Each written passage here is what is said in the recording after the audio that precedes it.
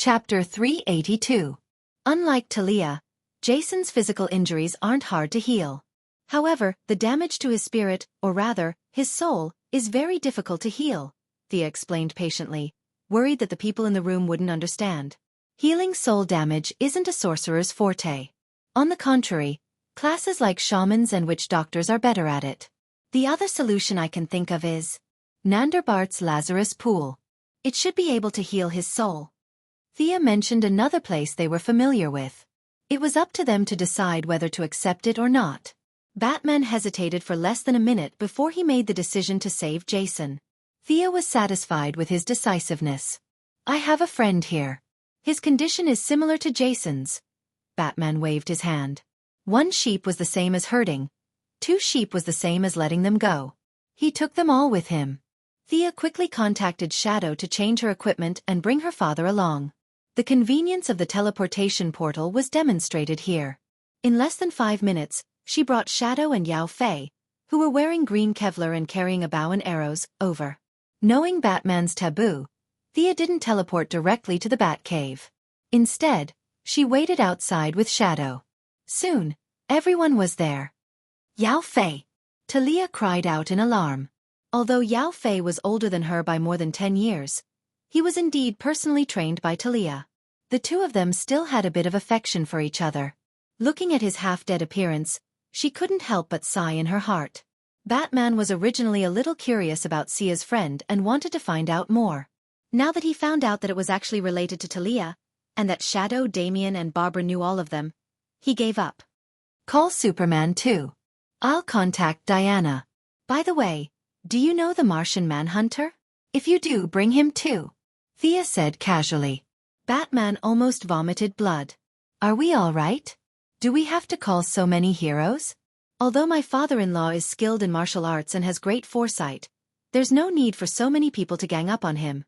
For a few seconds, Batman thought that he was hearing things because he was worried about Jason. But when he saw Thea's serious expression and knew that she was not joking, he became serious as well. I need a reason. Thea could only use the demon sword as the origin to tell Batman about the possible existence of the 3 palace demons behind Ninja Master. A great devil from a different dimension. Batman muttered to himself, repeating these words twice. Not necessarily. As far as I know, that great demon won't directly descend upon our world.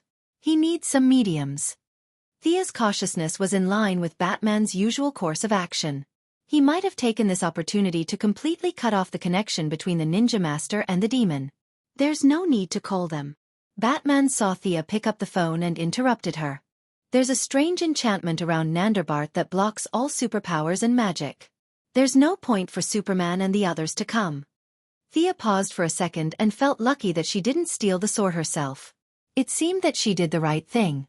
After thinking about it, it made sense. Ninja Master had enemies all over the world. Without any protection, he would have been killed long ago. She put down the phone gloomily. Fortunately, she was not weak and had a power armor.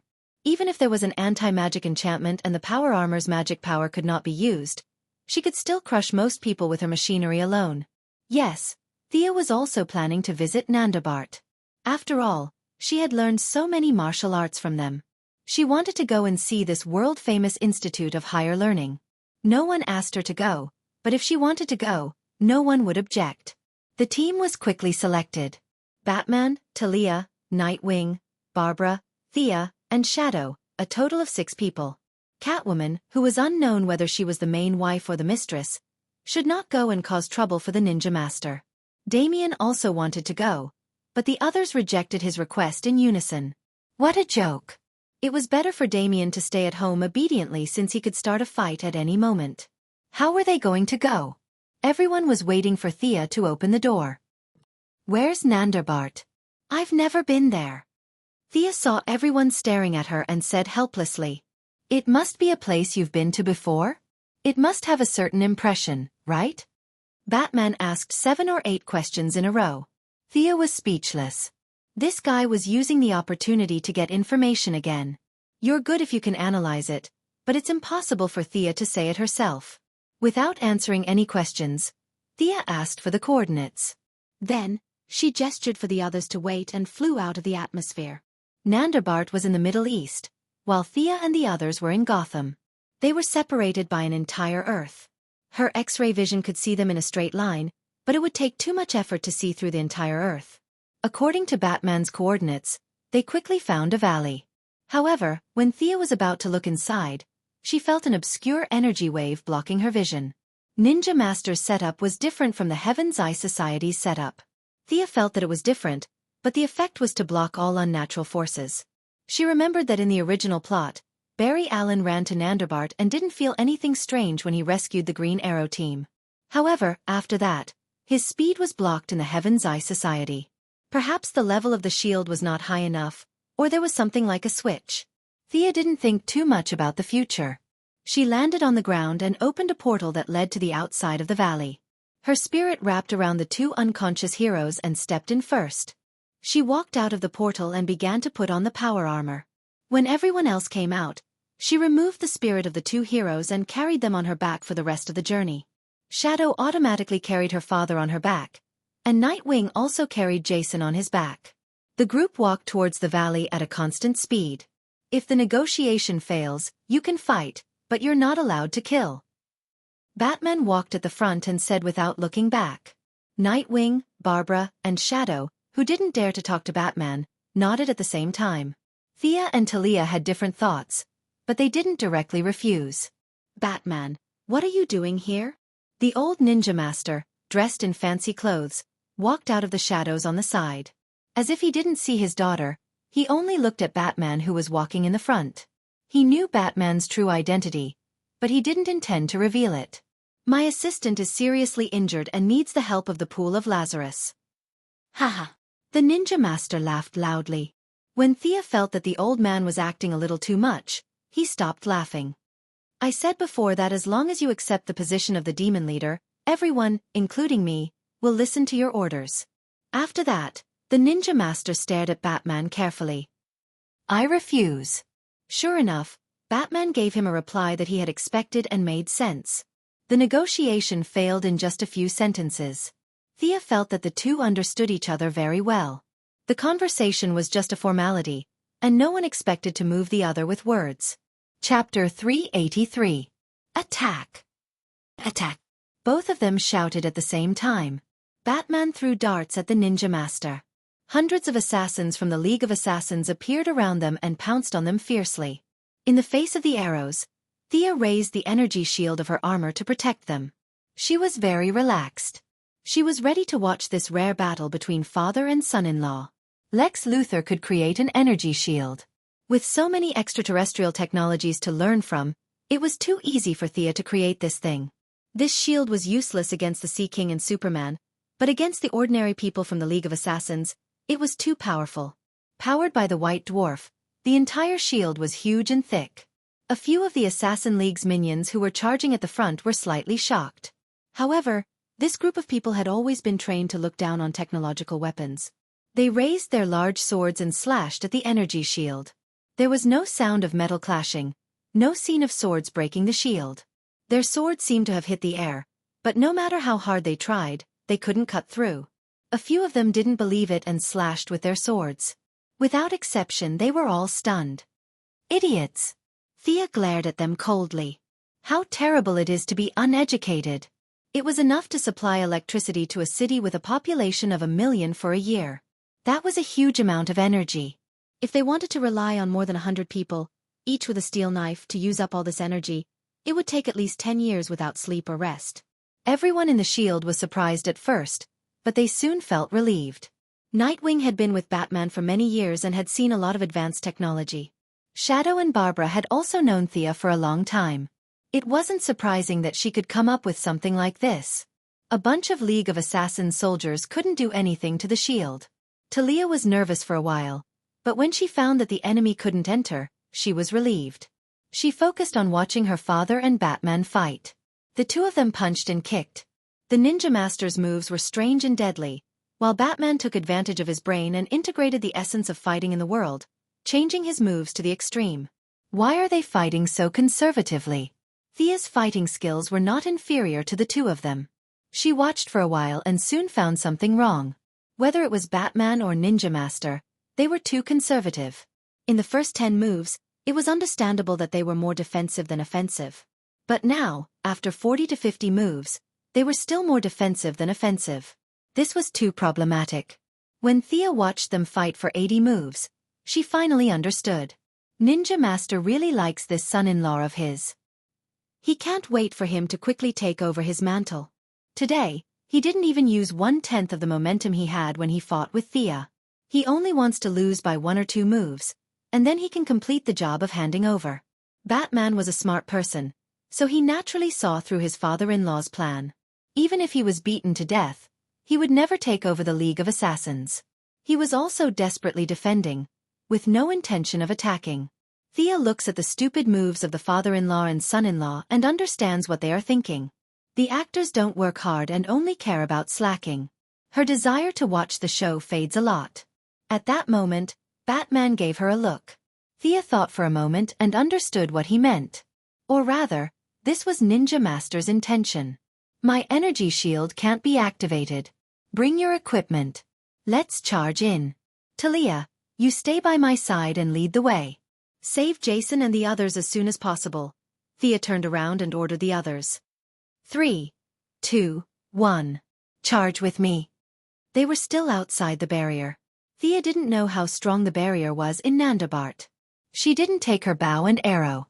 She cancelled the barrier and raised her hands to shoot out 2 streams of cold air. They quickly rushed out of the League of Assassins' encirclement. Hurry, hurry! Thea kept urging them. Babla's skills had improved greatly in the past year, and her combat awareness was also much better than before. Talia had to lead the way, and Nightwing and Shadow were carrying people, so it was inconvenient for them to attack. The task of bringing up the rear fell to Babla. She kept throwing smoke grenades and bat darts to the back and sides. Amidst the flames, they rushed into Nandabart. The interior was built in an antique style. The ground was paved with bluestone bricks, and there were torches on both sides of the road. They could hear faint screams in the distance. It was as if they had suddenly entered an ancient tomb from a civilized society. It was solemn, dignified, and filled with murderous intent. Only Thea casually looked at the layout of the environment. Babla was under more and more pressure. Shadow handed her father to Nightwing and took out her bow and arrow. She put all kinds of high-tech arrowheads on her bow to stop the pursuers. Talia led them left and right. The soldiers who jumped out were all frozen in place by Thea. It's here. They came to a wall. Talia reached out and pulled the mechanism on the side. A huge rock rose, and a pool of clear water came into view. How is it? Babla wiped the sweat from her forehead and asked Thea, who was studying the water. Thea shook her head. My abilities are all sealed. I can't tell if there's anything wrong with the water. But the monitor in my power armor did detect a large amount of energy in the water. Don't hesitate. Throw them. Throw them in at the same time. Because of the demon's influence, although the energy in the water could repair souls, it could also make people go crazy. Thea 1-0 in the original timeline suffered a lot. Would it be better to let the 2 of them share the pain? Nightwing took out the rope he had prepared, wrapped it around their waists, and slowly put them in. The pursuers were still coming. Thea didn't dare to use the frost gun to seal the door because once it was sealed, they wouldn't be able to get out for a while. She picked up a long sword from one of the soldiers and blocked the door with the others. Nightwing Dick Grayson was the only male present. Although he had already broken up with Barbara, their relationship was still a little fragile. At this moment, he was extremely valiant, his twin batons flying up and down. He already had 70% to 80% of Batman's combat skills, beating up a bunch of League of Assassins soldiers until they were crying for their parents. How long will it take? Babla jumped into the air, kicked an enemy over, and threw an enemy out with a long whip. Then she asked Thea. Thea looked back at the water. It was bubbling as if something was boiling. It should be soon, Thea answered vaguely. She didn't know how long it would take. She couldn't see the magic fluctuation, the energy flow, or even the enemies hiding in the dark. She was used to the existence of the Eye of Horus. Now that it was suddenly sealed, she was very uncomfortable. Thea just thought of the Eye of Horus and suddenly found that her vision was restored. Her body shook, and the magic connection was restored. Nandarbart's anti-magic enchantment suddenly disappeared.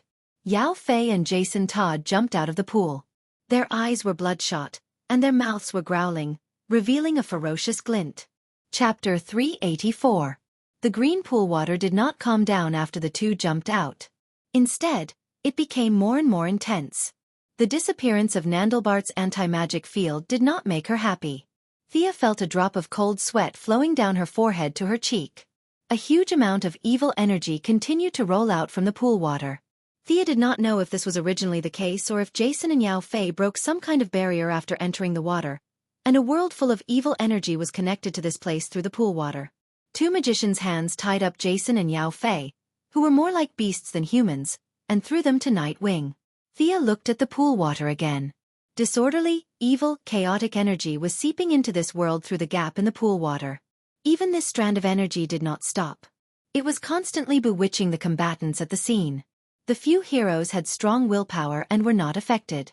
The Alliance's soldiers had also been through strict training, and did not show any signs of being bewitched for a while. But Thea knew that this state would not last long. As the gap in the passage expanded, more and more evil energy seeped into this world. Pure willpower would not last long. Bruce, something's wrong.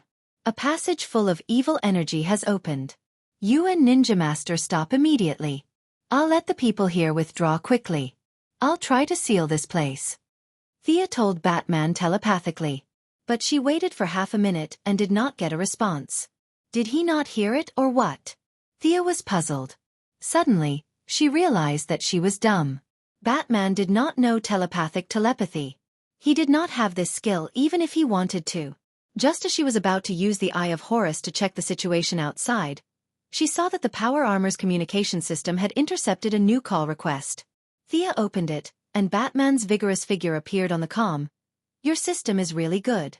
Did Felicity do it? I heard what you said, but Ninja Master suddenly went berserk a minute ago. He can't stop now. After Batman said that, he turned the camera to Ninja Master, only to see that the old man, who had been rather elegant before, had changed drastically. His symptoms were even more severe than Jason's and Yao Fei's, and when he attacked with both hands, there was a faint blood-red energy. He has been demonized. After soaking in the pool for so many years, his body is no longer human. Thea only took one look, and combined it with the other party's demonized physique when they fought that day. She instantly came to a conclusion. Can he still recover? I don't know. I'll close the gap here first. We'll talk about the future later. The two quickly ended the call. Thea turned to Talia and asked, Can you restrain these people? Your father has gone crazy outside. We can only rely on you here. Talia had always been an ambitious woman. If it weren't for her relationship with Batman, she wouldn't have had anything to do with justice. Hearing that Ninja Master had gone crazy, a trace of sadness flashed across her face. However, this trace of emotion quickly dissipated and was replaced by joy. Let me try. If you can help me get the old man's ring, then I'll be more confident, Talia said in a low voice. Thea glanced at her coldly. Put away your schemes. I know your rules. Anyone with a ring can order them around. Calm them down first and don't cause trouble for me. The other side of the pool is an extremely evil world. If my seal fails, no one here will survive. Talia wasn't annoyed that she didn't fall for her trick. She took down two enemies in a row with her katana, jumped onto a high platform, and shouted, Brothers of the Alliance, I'm Talia Al Ghul, the eldest daughter of Ninja Master. Listen to me. It had to be said that Talia had a high prestige in the Alliance. When she betrayed the Alliance, there were hundreds of people who swore to follow her. Although the people present weren't that loyal to her, they still believed in her. A large number of black-clothed assassins of the Alliance stopped attacking, wanting to hear what she had to say. Ninja Master has gone crazy. Talia's words were shocking. Nonsense. Impossible. You traitor. The originally quiet crowd boiled up again. Ninja Master had taken in disciples all over the world. For a moment, the black-clothed assassins who spoke various languages cursed at Talia. However, many of the classic curses were related to their ancestors. This group of people didn't dare to use Ninja Master, so they seemed a little weak. Thea was busy inscribing a sealing circle. The Constantine family had dealt with demons for generations, so they were very good at summoning and sealing spells. Although they were a little unhappy with Talia taking advantage of the situation to seize power, they still helped her. A huge water mirror appeared in front of everyone. The people in the mirror were Batman and Ninja Master, who were fighting outside the building. The old man's eyes were red, and the sound coming out of his mouth was like some kind of beast. His entire temperament had changed drastically. Anyone could see that something was wrong. See, he's gone crazy. I'm the real leader. Sardin, do you still believe me? Felix, have you forgotten who taught you archery? Talia used both the carrot and the stick. While telling the truth, she also tried to rope in a few assassins who were somewhat close to her. Their attitudes soon relaxed. Many of them were loyal, but only to the system. If Ninja Master had really gone crazy, then it wasn't impossible for them to be loyal to Talia. Let's go. Thea was sweating profusely. She didn't know if the other party was a demon from the Three Palaces. She only felt that she had never faced such great pressure before. Ninja Master was obviously being held back by something, and wasn't using all his strength to break through the barrier between the two worlds. Talia knew that she wasn't bluffing. She immediately ordered the group to run out. You guys go out first. I'll see if I can help. Nightwing had the demeanor of a general. He knocked out Yao Fei and Jason and ordered Barbara and Shadow to go out first. He stayed behind to help. Thea nodded at him. She was currently spending all her energy on the circle. She really didn't have time to pay attention to other things. When Thea was chanting loudly, a mysterious rhythm filled the small room. The other side's resistance increased. The tunnel between the two worlds didn't shrink. It actually grew bigger. In such a distant exchange, Sia was able to determine that her opponent was not just a little bit stronger than her. She was fighting on her home ground, and her opponent was able to increase the gap on her side despite having obvious constraints. His strength was far greater than that of Horus back then. Thea took out the God of Death staff from her space ring. She released a clone. Her body and the clone's minds were connected. They cast spells at the same time. They slowed down her opponent's break world speed. The God of Death staff strengthened Thea's casting power and shortened her casting time. Suddenly, things seemed to be going well for her. Thea's eyes shrank. She saw a black shadow come out of the gap. It was like lightning. Chapter 385. The doppelganger threw a magic missile at the enemy, while Thea took advantage of the moment when the enemy was unsteady to kill the monster with a stab to its chest. Damn it, it really was the Three Palace demon. Thea sized up the monster she killed. It had bull horns, white hair, 3 pairs of eyes on its face, and dark red skin. This should be the son of the Three Palace demon. How frustrating. Thea looked at the corpse sinking into the ground and shouted to Nightwing. The enemy is not dead. He can absorb all the negative emotions in the world. We can only restrain him. Nightwing saw the enemy killed by Thea emerge from the ground unscathed. He nodded and said, "Leave it to me." With that, he began to fight with the son of the Three Palace demon with a short stick. With his help, Thea was finally able to restart the seal. The barrier that was about to be sealed was damaged by the enemy's sudden attack. The two sides were in a stalemate again. Unknown spellcaster, can you hear my voice? Just as Thea was trying to push the enemy to the other side, a weak young girl's voice appeared in Thea's mind. Who are you? Thea was very busy. She had to coordinate the spells of her doppelganger, and she also had to pay attention to Nightwing's battle. The enemy kept shooting dark red energy beams, and Nightwing, an ordinary person, was struggling to hold on. Phew! Great, you have the ability to transmit telepathy. You are much more powerful than I thought. The one trying to enter your world is the greatest demon in the multiverse, called the Three Palace. The young girl was obviously relieved. She was afraid that the other side would not be able to respond to her. Now that both sides could communicate, the chances of success were much higher. Thea was not happy at all. She only felt that she was extremely unlucky. She was only supposed to save Jason and Yao Fei, and visit the farmhouse in Nandabart. It was a day of fun, but it turned out that two worlds were working together to seal a great demon. The script changed too quickly. Unsurprisingly, the person on the other side of the phone was the daughter of the Three Palace demons, the famous black-bellied beauty raven. Unknowingly, they had interfered in her first attempt to seal the Three Palace demons and helped her father open up the second battlefield, which led to the series of events that had unfolded before their eyes. I know about the Three Palace demon, a great demon of another dimension. My seal is almost complete. What do you mean? Thea had already sped up her movements. Her doppelganger was still able to find the time to cast a few acceleration spells and defensive spells on the Nightwing. "What I want to say is that I can't hold on for much longer." The young girl's voice and the sound of the barrier breaking rang out at the same time. A dark red palm that was 10 meters long and 2 meters thick suddenly drilled out of the barrier. The aura that accompanied the palm was filled with pain and anguish that burned people's hearts. Thea was shocked and almost scolded out loud. "You can't hold on anymore? You should have said so earlier. Why are you here as well?" Thea stared at the young girl who was only 8 or 9 years old and was a little speechless. "Let me help you. I'm very powerful." The young girl was wearing a black cloak that covered everything above her nose. As she spoke, she cast a few restraining spells to bind the demon that was chasing the Nightwing. Thea almost spurted out a mouthful of blood. "Help me? Help my ass. Shouldn't I be the one helping you? Why am I the one in charge? What does this have to do with me? Logically speaking, how can you tell that you're helping me?" Looking at the incomparably huge palm, one could imagine how big the main body was. Thea pointed at the palm and asked in disbelief, "You can't seal this big guy?" The young girl Raven looked at Thea as if she was looking at a retard. "How can I seal him? I was just delaying him. He's the biggest demon in the multiverse." "Don't look at me like that. I know what you're thinking." Thea was extremely unhappy at this moment. The young girl Raven glanced at her.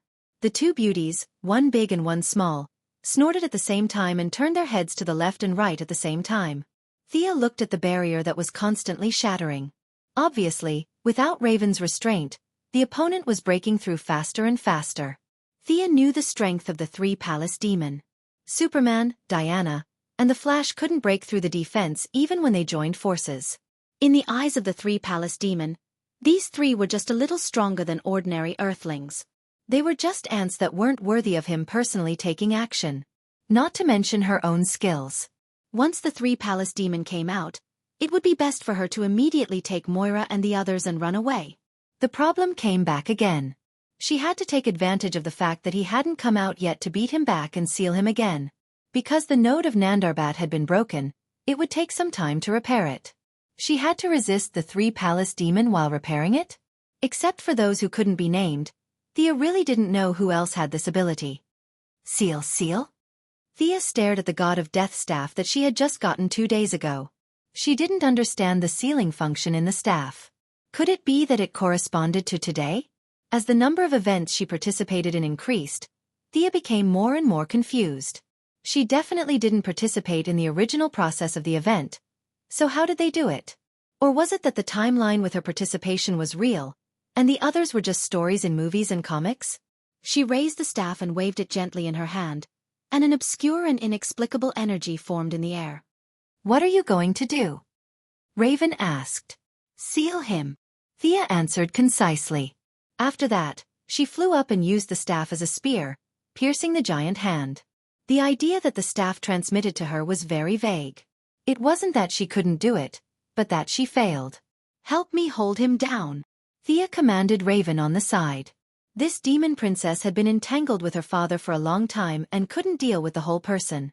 Now it should be no problem to deal with a hand. Raven proudly raised her nose, raised her arms, and rolled up a huge shadow behind her. A very human-like crow composed purely of shadow energy pressed down on the struggling giant hand. Only the wrist part was exposed. "Hold him down, watch me." Thea had roughly understood the principle of the staff. It could seal, but it had a probability problem. It was impossible to seal the three palace demon at once. After all, this was only the god of death staff, not the god's staff. Puff! It didn't work. Puff! It still didn't work. Puff! Puff! Thea treated the big hand of the three palace demon as pork, and poked it again and again. The probability of the staff seal was very touching. Every time it was poked, Gideon would record the success rate. From Thea's estimate of 20%, it fell to 0. 0.25%. "Hey, can you do it?" the cynical Raven asked. "Yes, it'll be done soon." Thea was busy sweating. She didn't know whether she could do it or not. If there were other ways, she wouldn't do it stupidly. When Gideon calculated that the probability was reduced to 0.0007%, he saw that a large group of non-attribute energy suddenly gathered on the staff, rolled back the bead curtain, and the energy wrapped the giant hand, rolling all the way to the other side. Chapter 386. This massive energy looked familiar. It was clearly the power of the rules. Just like Diana's lasso and Thea's arrow of vengeance, this staff was also added with the power of the rules when it was forged. However, the sealing rules were far more powerful than the rules of revenge and truth. The quality was higher, but the quantity was much less. This was the main reason why the staff sealing probability was so low. This demon must be completely sealed. Your ability can restrain him. Come with me, the black-bellied lowly raven said cheerfully. Okay. Before Thea could say anything, Batman, who only showed his face after killing the monster, agreed. Thea thought about it repeatedly. The other party could not resist the power of the staff's rules, which meant that the other side was not too dangerous. She nodded. Hearing that the other side was Hell, Nightwing, who had been chased for a long time, was also very curious and wanted to follow. Even though Raven Lowly couldn't tell what kind of magic these two men had, she didn't object to it. After tying up the son of the three-palace demon who jumped out, the four of them took the captive and went to the other side through Raven's teleportation channel. This is hell. Thea looked at the surrounding environment. The surroundings were filled with the main color of dark red. The sky was wrapped in thick dark clouds, and the soil on the ground seemed to be soaked in blood. The gray ground was mixed with dark red, and it looked particularly uncomfortable. Come and help. Raven Lowly interrupted their observation and said hurriedly. Thea, Batman, and Nightwing also saw the huge body of the three-palace demon. This was a giant with a real height of hundreds of meters.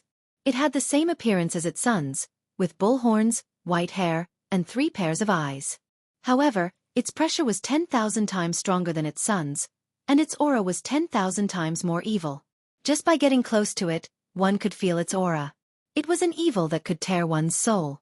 However, now a large mass of unknown energy gushed out from the left palm of this great demon. The energy quickly covered its upper body and half of its head. This great demon was mobilizing all its energy to resist the sealing power of the rules. Use your divine artifact, quick! Raven once again summoned the shadow of a raven and firmly bound the demon's feet. She also saw the power of Thea's divine weapon. She didn't expect Earth to have such a strange weapon. Although the probability was low, this was the only way. Thea looked at the great demon. Although his legs were bound, he was not stupid. His upper body was resisting the seal while his lower body was struggling. Lolita Raven would not be able to trap him for long. Looking at the great demon's struggling feet, Thea thought of the magic staff's low probability of success. She created a clone and passed the magic staff of the god of death to her. Her clone was perfect for such a dangerous job. His main body, on the other hand, wore the yellow light ring and released all of his emotional energy. Then, he conjured a yellow chain on the foundation of the raven, binding the great demon's legs tightly. Batman and Nightwing, on the other hand, began to deal with the various imps and sons of the 3 demonic palaces that appeared around them. Along the way, Thea and Raven also diverted part of their attention to provide magical support to them. Time passed extremely slowly. Thea's clone was still attacking the great demon's toes. The great demon lived alone in a place similar to a valley. The surroundings were blocked by dark red mountains and there was only a small path to enter the valley. Batman and Nightwing firmly guarded the entrance. Thea summoned the elk to help them block the gap. She took out the divine longbow and aimed at all the demons that could fly, killing them one by one. Facing the increasing number of demons, Batman and Nightwing used all of their skills, throwing all kinds of smoke bombs and magnetic bombs. In a cloud of smoke, Batman changed into a pitch-black iron armor. His strength, speed, and defense skyrocketed. He was not afraid in the face of the swarming demons. With his powerful strength, thick defense, and his skillful fighting skills, Batman alone bore 70% of the pressure of the demon army. The few of them fought hard, but there were too many demons to kill. They were killed in 1 second and resurrected in the next second. Batman, who was full of energy, was now a little tired. Are you done? Master Bat grabbed a demon's arm and used it as a weapon. He smashed a bunch of demons until their tendons and bones were broken. He asked Thea a little breathlessly. Soon. The time was getting longer and longer. Many demons with the ability to fly were swarming over. She had to keep killing those demons. The pressure was no less than that of the 2 people on the ground.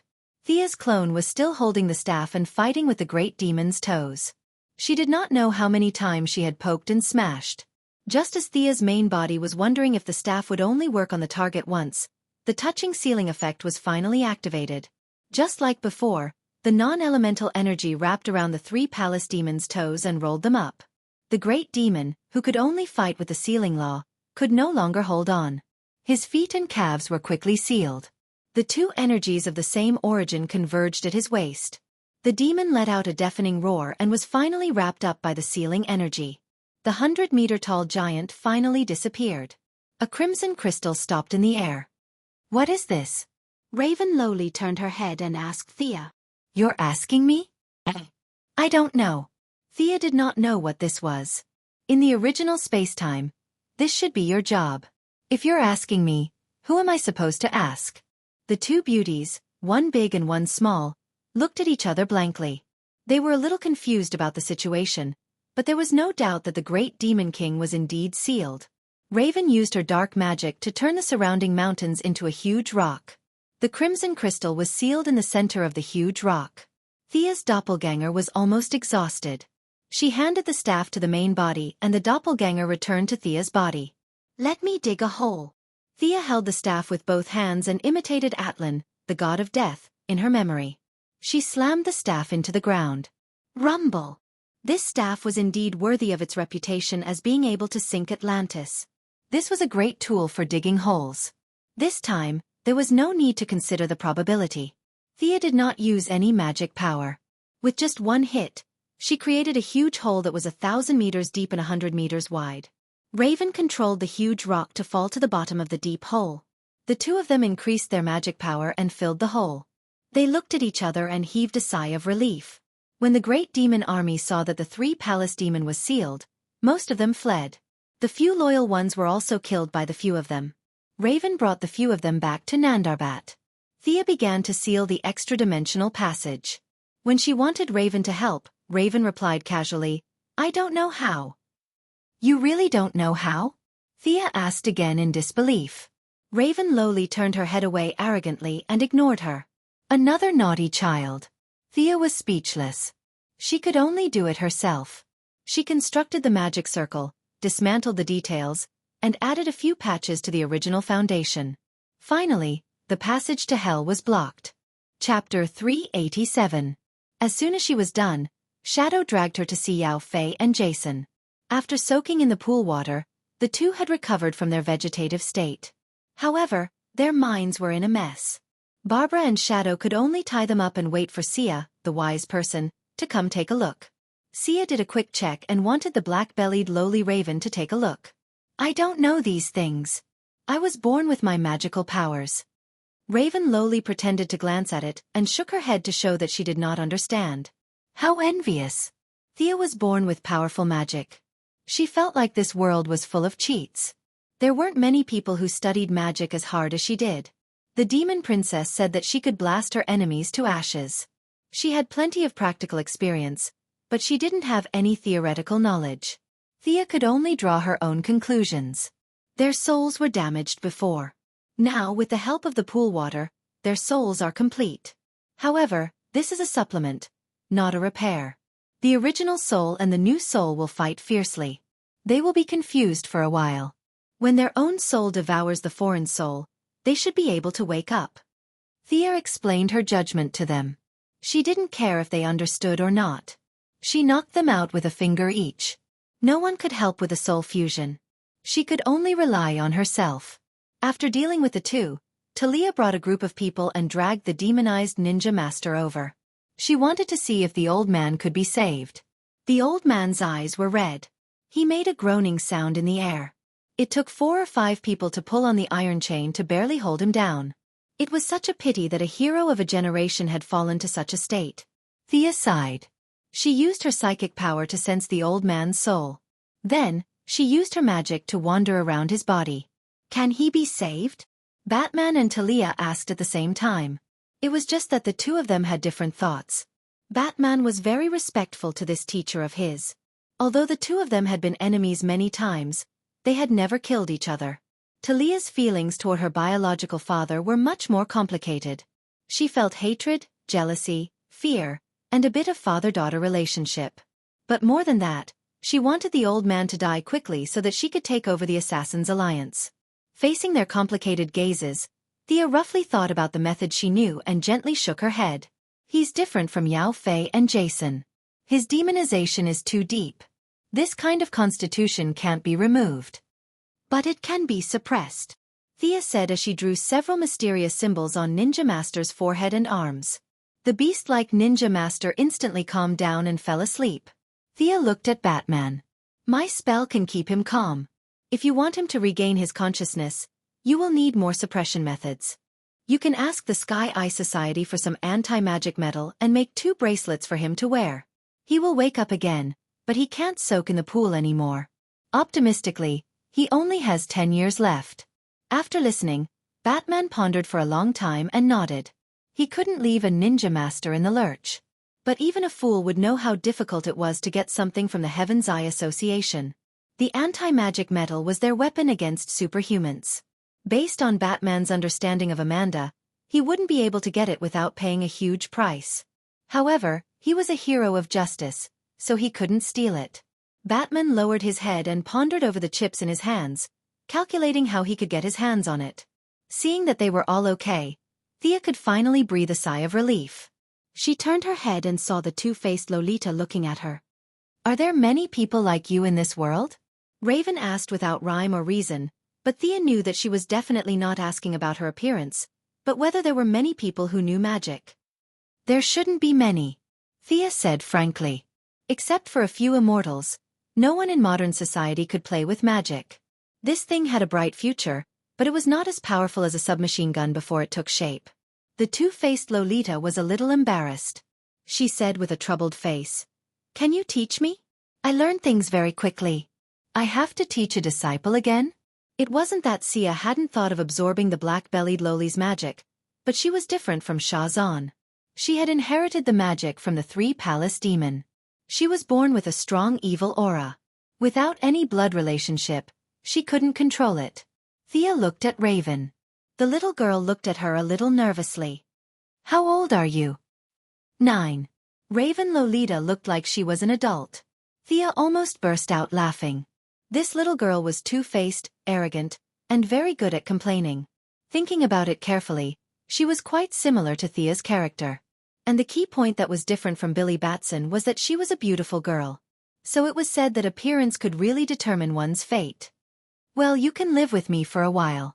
Thea didn't say anything, but she had already agreed. Raven was different from Damien. She had a huge amount of magic, but she didn't dare to use it because she was afraid of the dark power in it. Thea felt distressed when she thought of the original space-time. With no one to teach her, she had wasted a mage account with great potential. In fact, there were some tricks in the process. As long as she gave some pointers, Raven's strength would develop rapidly without any side effects. Although there were few magic classes in modern society, there were always a few. The use of magic had changed from the rough and explosive type to the delicate and simple type. Modern magic was most suitable for Raven, who had a lot of magic but poor control. A few outsiders looked at them from afar. They saw Batman and Talia talking in low voices. In the end, he sighed helplessly and walked slowly toward them. Talia turned her head and returned to the Alliance team.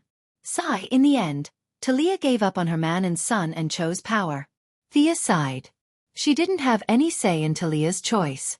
She just felt that this woman was also a ruthless person. Or it could be said that after living in the Assassin League for so many years, the position of the organization in her heart was more important than anything else. Let's go. Batman's voice was as calm as usual. He, who was proficient in psychology, might have already seen through Talia's ambition. Thea didn't mind. This trip to Nandarbat was a busy one. Other than understanding the function of the god of death staff and adopting a little Loli, she didn't gain anything. After opening a portal to the outskirts of Gotham and a portal to Star City, they waved goodbye. Thea led the black-bellied Loli, Shadow, and Yao Fei through the portal and returned to Star City. Your teleportation skills are not bad, but the total amount of magic is a little low, the Loli said with a little pride. After that, she opened a dark portal and raised her eyebrows at Thea proudly. Chapter 388. 3 black lines appeared on Thea's forehead. This child was not cute at all.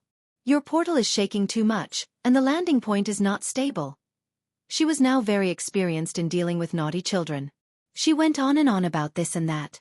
She took advantage of Raven's lack of basic knowledge and pointed out 4 or 5 problems, completely dispelling Raven's arrogance.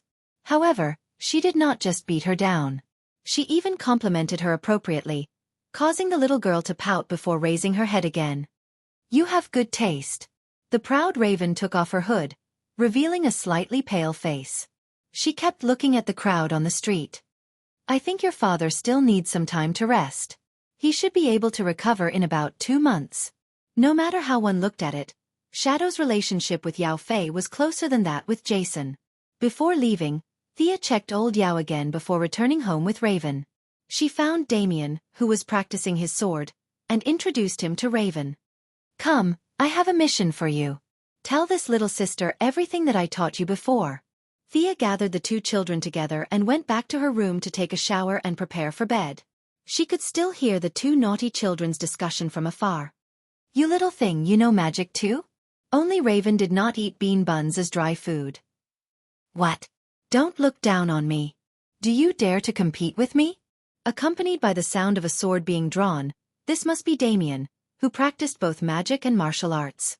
Thea could not be bothered to listen to the 2 naughty children bicker. Both Raven and Damien knew their limits and would not get out of hand. She was very confident in this. 2 months passed in the blink of an eye. Jason Todd was young and had a strong will to live. He woke up earlier than Yao Fei. When he learned that Batman still adhered to the principle of not killing and did not avenge him, he left Gotham alone with a depressed expression. Yao Fei, on the other hand, was not as good as Jason in terms of age, experience, or potential. Thea had to treat him again before he finally woke up in 2 months. The father and daughter hugged each other and cried. When he found out about Thea's ability, he was also shocked. His reaction was similar to death knells. He didn't expect Oliver's sister to be so powerful. In Raven's eyes, Thea's magic power was only passable. But in the eyes of ordinary people, she was already unbelievably powerful. The father and daughter reunited for a few days. Yao Fei knew that his daughter now had a job and a goal in life. He was very happy for his daughter. One morning, he left a letter and left Star City alone. Oliver, who she expected, did not appear. She couldn't ask Amanda. Thea had to pretend that she didn't know that he was still alive. She didn't know where Oliver had run off to. She had too many things to worry about and was quickly distracted by other things. Thea had been in the metropolis for a week. As an outstanding entrepreneur in the metropolis and even in the United States, the number of social events she had to attend was unimaginable. Most of the time, she could use her doppelganger to attend meetings while her real body slept at home. However, there were times when she had to be present in person. For example, the venue she was in right now was an internal meeting. The full name of the meeting was National Security and Superman-Related Affairs Committee. This was not a tea party where everyone invited Superman to chat and chat. This was a small meeting where a group of people closed the door to figure out how to deal with Superman. Regardless of whether she was a hero of the government or an outstanding entrepreneur, Thea had to attend this meeting. The outside world was sunny, but this place was deep underground. The walls were covered with lead for fear of being heard by Superman. Thea was dizzy as she listened to the speech of a certain general on the stage. What if Superman flies into this room and kidnaps one of us? Will he abide by the Constitution? Does he understand our democratic system? Do we have the means to protect ourselves? The impassioned general didn't expect anyone to answer him. His speech was extremely long, but to sum it up, he had to develop a weapon that could deal with superhumans. Otherwise, he wouldn't be able to sleep after fighting for his country for half his life. Thea had no impression of this person, but seeing that he was so scared that his legs were cramping, she knew that he was definitely not a good person. He had done a lot of immoral things. She wouldn't take a second look at such a person even if he died in front of her. Just as she was thinking about whether to have Chinese or Western food after the meeting, she felt a strange ray sweep across her body. Someone is going to deal with me. Thea's lazy expression immediately turned vigilant. But 2 seconds later, she found that the meeting was still going on as usual. No one around her noticed anything unusual. There were not many people in the meeting room who knew her true strength, but there were still a few, including Thea's old acquaintance, General Ryan, who was the vanguard against Superman. Seeing that she suddenly became vigilant, the old man was also a little flustered. He did not know what was going on and gave her a questioning look. Thea was a little confused. She was sure that she was not mistaken about the strange energy just now, but she still did not know what kind of energy it was. She wanted to look outside, but the lead in the wall blocked her view. She had no choice but to take out her phone and ask Digger, who was guarding outside as a bodyguard. "There's no signal?" Seer exclaimed softly. Including General Ryan, several people who had been staring at her also took out their phones. They looked up and found that they all had the same thought in their eyes. Why is there no signal all of a sudden? Their persecution paranoia was no less than Thea's. There was only one thought in their minds. Superman knew that they were having a meeting to discuss him, and he was coming to kill them. The eyes of several heavyweights caused the atmosphere in the meeting room to freeze. At this time, a consortium businessman who was talking about the dangers of Superman on the stage closed his mouth and carefully looked at the people below the stage. A few people who were slow to realize that there was no signal on their phones, and a panic spread among this group of elites. "Shut up, all of you, let's go out and see what's going on." The one who spoke was Thea's old acquaintance, Lex Luthor. But before he could take action, the door of the meeting room was slammed open. A large group of bodyguards in suits, guards in military uniforms, and secretaries in professional attire rushed in. Luthor's secretary and Thea's bodyguard, Digga, were among them. The group of people did not dare to be negligent. They jostled each other and ran out. "What's going on outside? Is the guy in the red cloak here?" A guy who could not keep his cool asked his bodyguard. The rest of the people, including Thea, listened attentively. The bodyguard found that n number of bigwigs who could only be seen on TV were staring at him. He told them the situation outside with a lisp. "There is a huge glass dome in the sky covering the entire city. Everyone's communication devices can't receive any signal. You will know the specific situation when you see it." Chapter 389. A glass dome? A bunch of people couldn't figure out what it was, and they all rushed out to take a look. They didn't know until they saw it, but they were shocked. Everyone went outside and immediately saw what the glass cover the bodyguard was talking about. They saw a sky blue cover standing outside the city. It was boundless and had no end. A few people raised their heads to look at the sky, but they could only see that the top of the dome was faintly obscured by the clouds. It was supposed to be working hours in the city, but at this time, everyone was stunned by the sudden change. A large number of citizens walked on the streets. Those who were slow to react were still looking at the horizon, and those who were quick to react were trying to call their phones. However, no matter how they tried, there was no signal on their phones. The crowd was filled with confusion. No one knew what was going on. "Mr. Mayor, the city's power supply seems to have stopped. The remaining power can only last for half an hour. General, the army is unstable. We can't contact the gas company, and the city's heating system will be down soon." The members of the Anti-Superhuman Committee could be said to be the current elite representatives of the metropolis. There were people from all walks of life in politics, military, and business. There were people constantly passing on the news. The leaders were all in a terrible fix. The key point was that they did not know what this scene meant. What they didn't know was that Thea had already guessed most of it. The strange energy ray and the huge glass dome. Others couldn't see it, but her eye of Horus wasn't limited. There were many glass products outside the dome, and there were all kinds of cities in them. Combined with the huge robot walking by not far away, Thea clenched her teeth. She was so *king unlucky. This was Brainiac's collection room. The robot wasn't huge, but she and the others, including the city of tens of millions of people, were all shrunk. The opponent's ray shrunk in an instant, and then it changed space again. Under everyone's gaze, Thea couldn't fly, and she could only determine that they were on an alien spaceship. As for whether they were in the solar system, it was hard to say. Fortunately, Gideon's main program was placed in the power armor, and the armor was separated by a space ring, so Brainiac didn't notice. Otherwise, even Gideon on the Wave Rider would not be a match for Brainiac, an AI that had evolved to its peak, let alone the current Gideon. His consciousness was eternal, and he knew all the knowledge of the universe. In a way, Brainiac was an immortal god. Gideon could not take it out. Once he took it out, he would betray them without any discussion. It was not unreasonable for the high-tech planets in the universe to ban the development of artificial intelligence. Brainiac could easily think of 100 ways to deal with low-level artificial intelligences, just like how Thea dealt with ordinary people.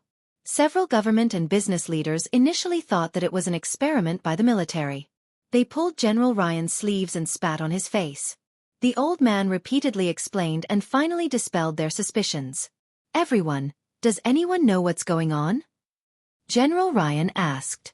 He seemed to be looking at the crowd, but in fact, he was mainly looking at Thea. After all, she was the only supernatural person present. The old man did not take the initiative to talk about Thea's ability. It was not difficult to guess what he was thinking.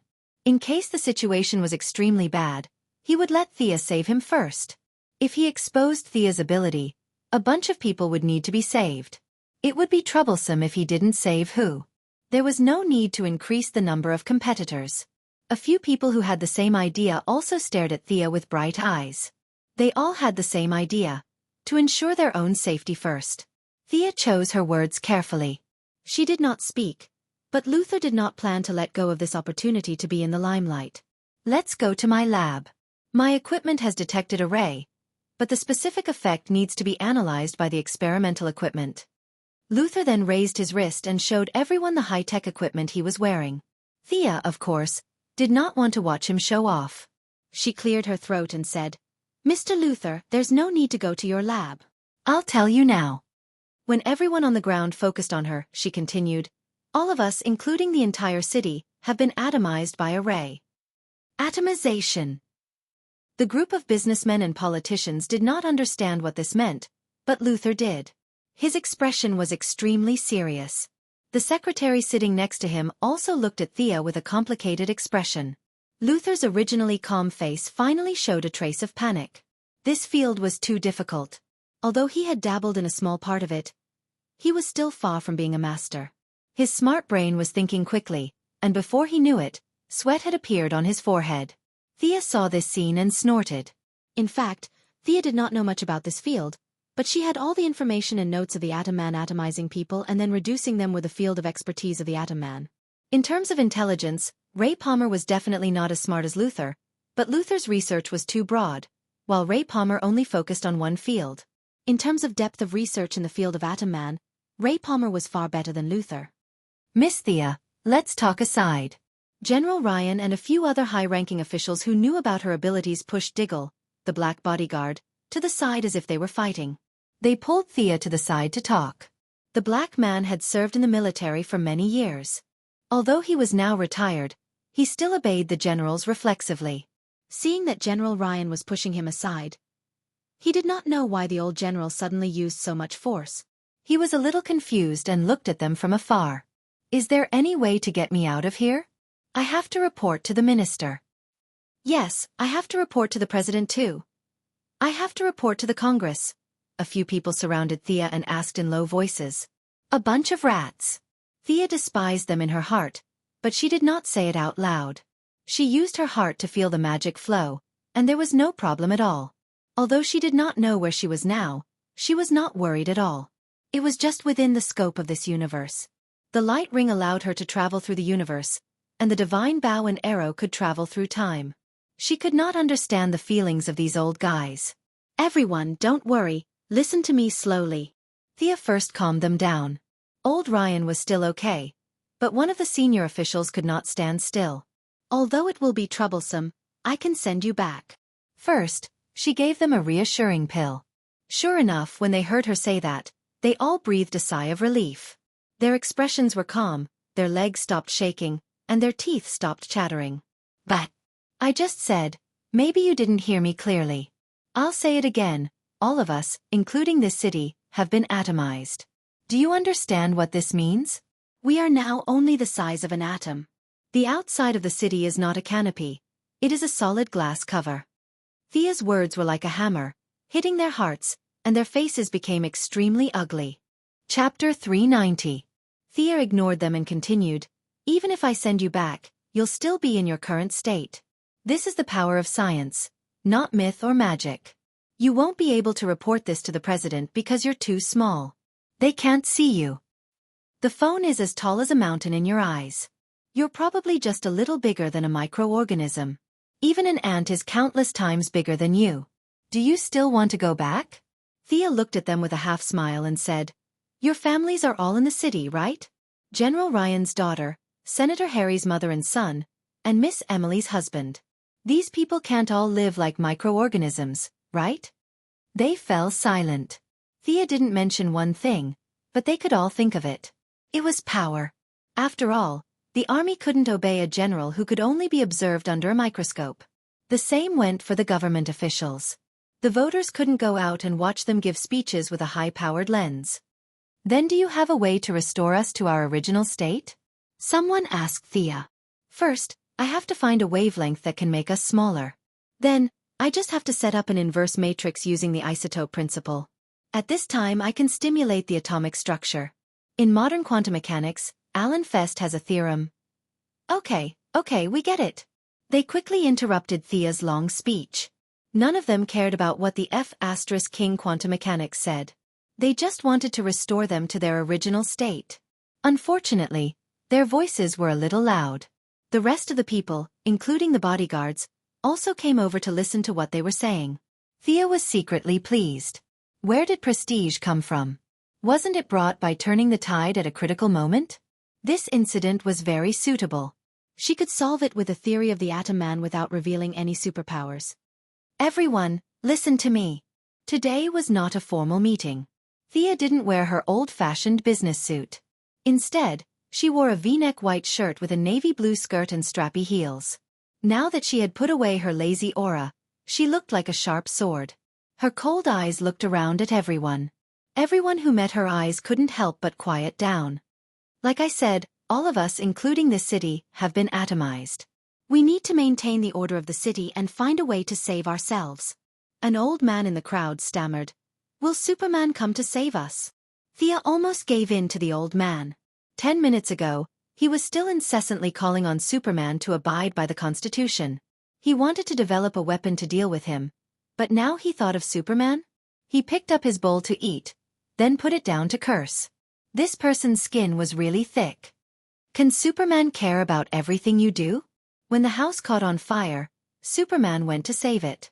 Because of Superman's existence, we no longer cared about where the source of the fire was because of Superman.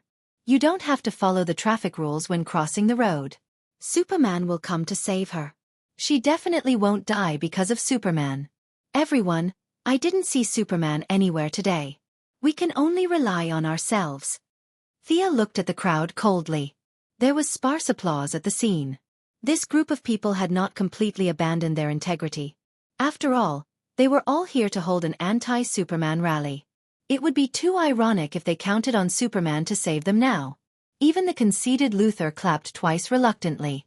Between being rescued by Superman and dying, he might have swallowed his anger and chosen to live.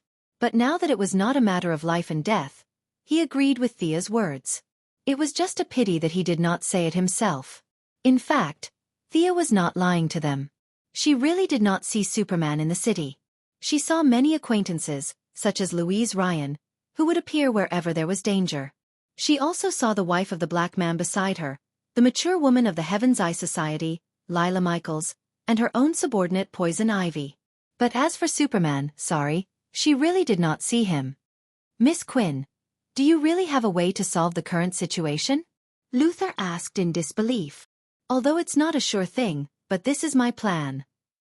In order to boost the confidence of this group of people, Thea explained the process and principle of her anti-atomization to this group of people. The group of politicians and generals looked as if they were listening to a book from heaven. Their expressions were like, but Luthor really understood. Although Thea did not talk about the details, he knew that this plan was feasible. Moreover, it was a technology derived from the current level of technology on Earth. This made Luthor extremely unhappy. Superman was stronger than him, and he could say that it was because the other party was an alien. But now, Sia, an Earthling, was suppressing him in the field of science that he was best at. This was something that he could not tolerate no matter what. He was too proud to lie through his teeth. He only understood about 40% to 50% of Sia's theory, and he was wondering if there was anything he could improve on. Luthor lowered his head and calculated, trying to find the flaws in her theory. He had to save some face. Thea was not going to let him go. She asked slyly, Mr. Luthor, I heard that your scientific research ability is very strong. Do you think there's a problem with what I said? Luther put his fingers on his temples. If he was in a wheelchair, he could play the role of a younger version of Dr. X. But no matter how fast his intelligent brain worked, he could not find the flaws in Thea's theory. In the face of Thea's question, he was forced to the edge of a cliff. His brain was almost smoking. Combined with his own knowledge, he could only conclude that Thea was completely correct. As for improving or going further, he could only say that it was a dream. No matter how smart he was, he would not be able to reach Ray Palmer's level without at least a year and a half. Luther's smile was uglier than crying. I have no problem with it. Miss Quinn's theory is feasible. The few people who knew him all made unclear sounds at the same time. They looked at Sia and then at Luther. Luther relied on his intelligence and looked at these politicians and generals as if they were retarded children. Sarcasm and sarcasm were commonplace. From time to time, he would tell a few lame jokes that made these people feel awkward. Now, he actually admitted that Thea's theory was feasible in front of everyone, but he did not put forward any new ideas. What did this mean? It meant that Thea's scientific research ability was also redeemable. If they did not miss the opportunity, they were ready to talk to Thea about the new weapon. They were really fed up with Luther's constant show of superiority every day. Thea looked at the silent Luther with great satisfaction. Physical destruction was not a skill, but it was a sense of accomplishment to be able to knock him down in what he was best at. As for the fact that this knowledge came from the Atom Man and did not belong to her, Thea did not care. After all, no one would expose her. Besides, the Atom Man was still wandering around at this time. No one would have an opinion if he said that it was Thea's theory. Chapter 391. The few of them had been delayed for a while, and the city was already showing signs of chaos. Everyone, gather all the men you can find and control the order of the city. We can't let those people take advantage of the situation. Then restore the power and connect all the power equipment to the new energy source of the Quinn Group. Use the traditional method to broadcast the TV broadcast signal to calm the citizens of the city. Gather the scientists in the city and design the anti-atomization device with me. Finally, if possible, we have to snatch this spaceship. Thea very domineeringly arranged the tasks on the spot. As for Luther, who always liked to be in the limelight, he was automatically assigned to the scientist camp. Her first few suggestions were still feasible, but when they heard that they had to counterattack the alien spaceship, they were stunned. We're on an alien spaceship? Can we beat the aliens? I'm not a soldier, I'm responsible for logistics. A group of people was noisy, like a market. Even the bodyguards were a little flustered. For example, Thea's bodyguard, the black man Digger, had his eyes wide open and his mind in a mess. Thanks to Hollywood, when people talked about aliens in this era, there were dazzling special effects battles. The bodyguards really did not think that their small pistols could kill an alien, especially when there was a living alien like Superman in front of them. When they slowly quieted down, Thea explained, aliens are living around us, it's not strange, right? You don't think that something as bizarre as the shrinking of the city was done by mad scientists on Earth, do you? Everyone shook their heads. They did not believe that Earth had such advanced technology. A few angry people even muttered that if it was done by an Earthling, they would beat the sh*t out of him. You're all so flustered, let alone ordinary citizens. That's why I have to stabilize the situation first before broadcasting. Which one of you has a better idea? Several people in power looked at each other. They were qualified to fight for the leadership, but they also hoped that Thea would save them at the critical moment.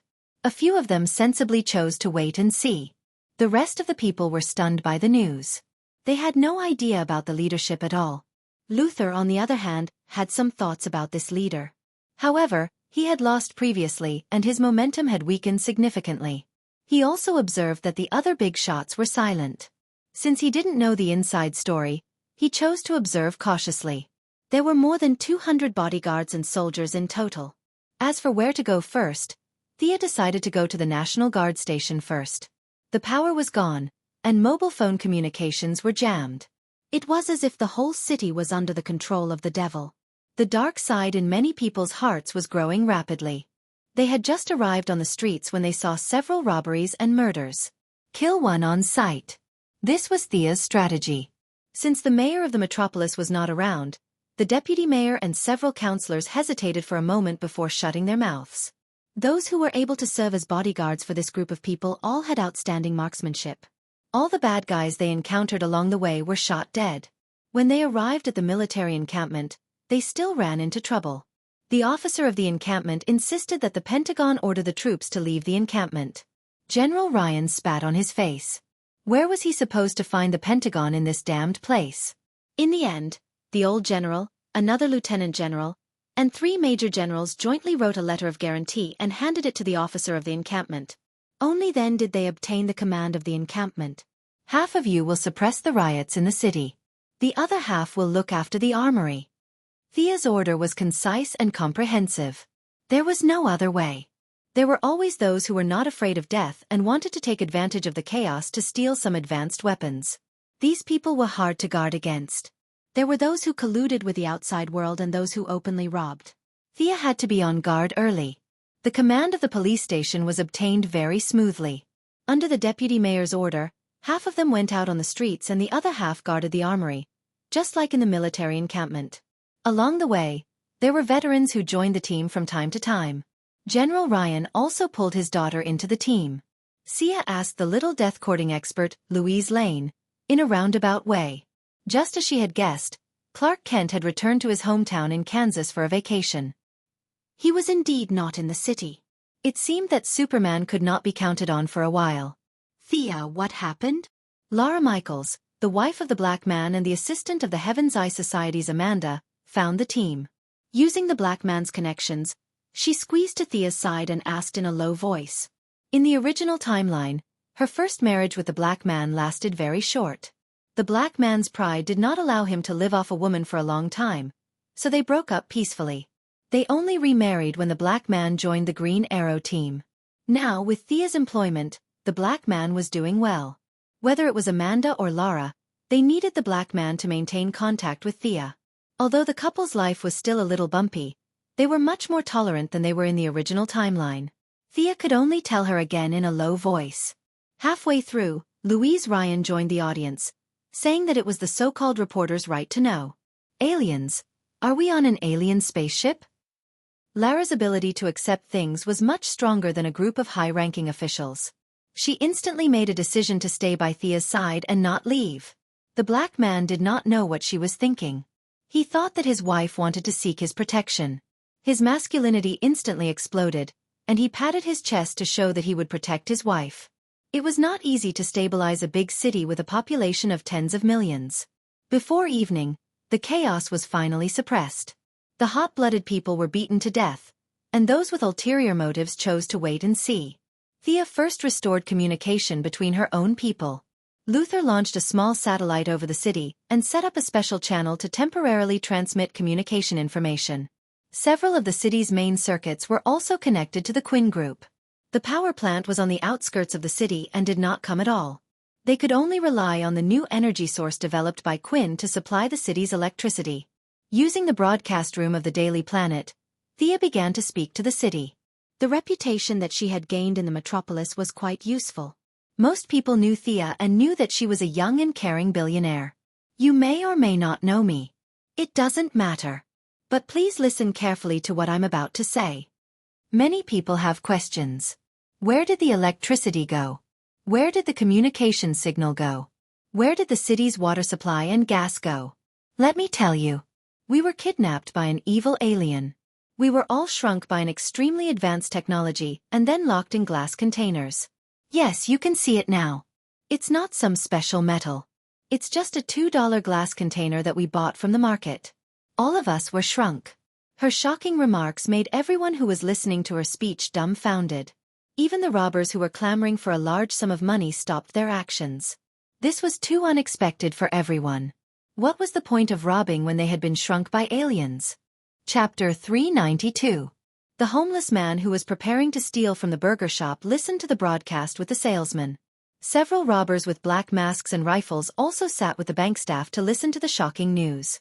The truck driver parked his car in the middle of the road. The city was shrouded in darkness, and he no longer had to transport goods.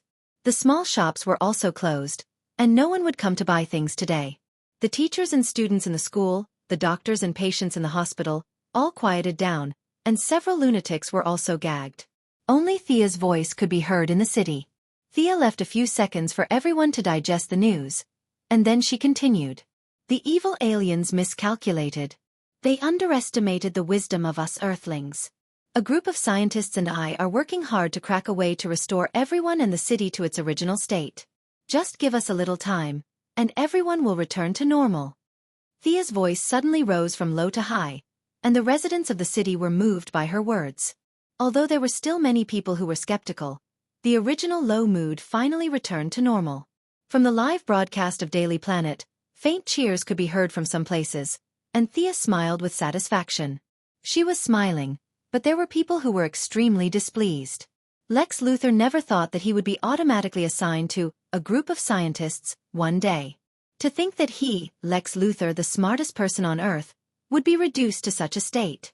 This made him gnash his teeth in hatred, and he wanted to bite Thea's smiling face. But no matter how much he hated, scientific research could not be improved. If he could, he could. If he couldn't, he couldn't. He worked hard to use his brain to learn, and he was so anxious that he lost a lot of hair, but he was only at the beginning of the path of atomization. If he wanted to catch up with Thea, who was backed by Ray Palmer's research, the most optimistic estimate was that it would take him at least a year of research. Therefore, although Ray Palmer was a joker, he was also a joker with a high IQ. His IQ was not as high as Luthor's, but the gap was not that big. Even the scientist from the 25th century, Reverse Lightning, praised him. How could Luthor catch up with Ray Palmer's 10 years of research by cramming at the last minute? Citizens, please remain calm. The law is still in place. The military and police are all on the streets. I have received the authorization of the Parliament to kill all troublemakers on the spot. Everyone just needs to endure for 2 days and maintain the stability of the city. I promise to send everyone back to Earth. Thea was using a tiger's skin as a flag. How was she going to get the authorization from the Parliament? However, it was true that strict laws were needed to protect the safety of most people, especially those in power in the room. Without laws and rights, they were nothing. Old Man Ryan had secretly mobilized the army. In peacetime, he could be executed on the spot. He had been feeling uneasy. Now that he saw Thea using the Parliament as a scapegoat, he felt much better. After the TV talk ended, Thea returned to reality. She still had to lead the group of scientists to study the problem of anti-atomization. Thea's words pulled Luthor back to reality.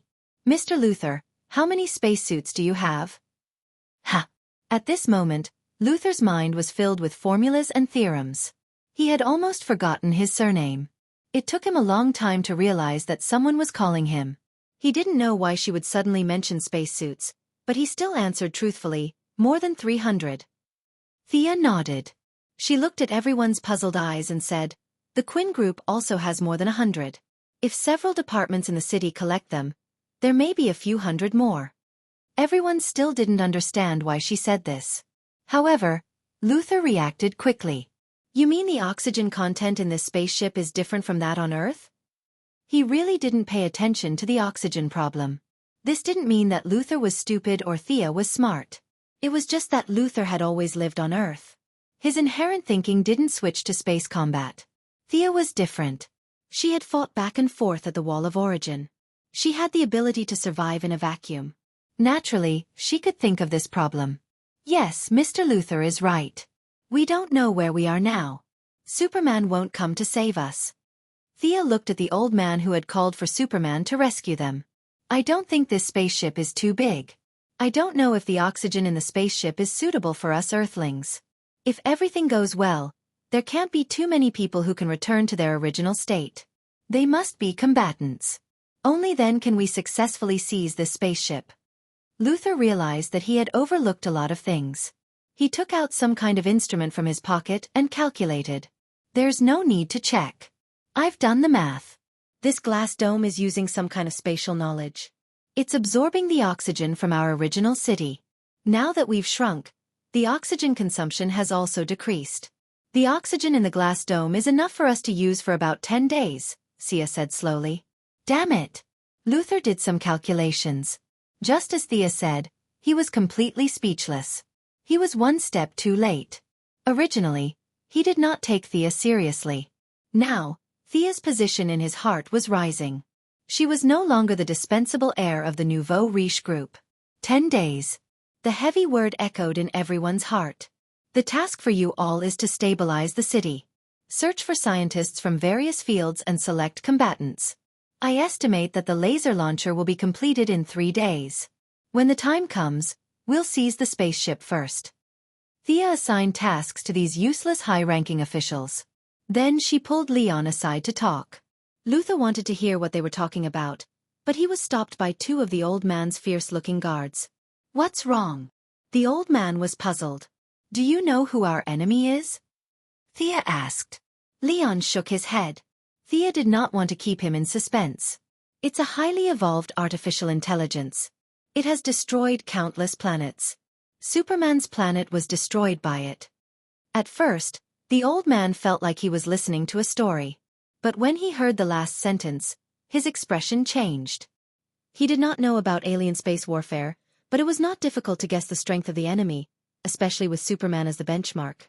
The old man did not know about the yellow sun. Combined with the fact that Superman looked exactly the same as the people on Earth, he automatically imagined a planet with 6 billion people wearing blue tights and red capes. Then, these people were directly flattened by a guy whose shadow could not be seen clearly. Damn it! How powerful is the enemy this time? He did not believe it at first, but when he thought of how the enemy took away a city without anyone noticing, which was a method only heard of in fairy tales, the old man's legs trembled like noodles. He was so scared that he could not speak. Thea did not know what the old man was thinking. Otherwise, she would have snorted. 6 billion Superman? Are you dreaming? With such a powerful force, even God would have to run away if 6 billion Superman came. Chapter 393. If Brainiac, whose main body was still in the depths of the universe, knew that Superman's father-in-law had such a high opinion of it, he would be laughing his head off. Thea didn't know why the old man's face suddenly turned pale. After waiting for a few seconds and seeing that he didn't faint, she was relieved. Right now, this spaceship is just one of the spaceships it has spread out into the vast universe. Its main body is still in the depths of the universe. If we want to seize this spaceship, we have to intercept its communication signals. Do you understand what I mean? Thea explained her intentions. The old man had just caught his breath. What the hell did he understand? Seeing his blank face, Thea could only explain again. Artificial intelligence is that powerful? The old man asked Thea uncertainly. Yes, all high-tech planets in the universe prohibit the development of artificial intelligence. I remember I told you in the Department of Defense, right? We have to intercept the signal of this spaceship as soon as possible. This step can't be done by machines. It can only be intercepted manually, and it has to be done secretly. I need all the hackers under the control of the military to do this. We can't use civilians. This matter has to be kept secret. The old man finally understood Thea's general strategy and felt that it wouldn't be difficult to do. He had already transferred the garrison, so it wouldn't be a problem to transfer a few more imprisoned hackers. After the old man was sent away, the government personnel outside were ordered to leave. The power supply was limited, and food and drinking water were distributed according to the needs. In short, everything was done according to the disaster prevention plan. In the end, Thea led a group of scientists, including Luther, to study the problem of anti-atomization. At first, the scientists were not convinced by her leadership, but they were all stunned by the theories she threw out. Luther could at least understand 40 to 50% of it, and the others could only understand 10% of it. It was possible to copy the theory of Atom Man, but there were still many difficulties to be solved in practice. Atom Man's suit only atomized itself, so it was impossible to give everyone a suit. It had to be simplified based on the original foundation.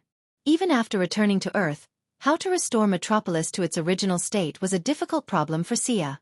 The few of them busied themselves for an entire night before finally deciding on a final plan.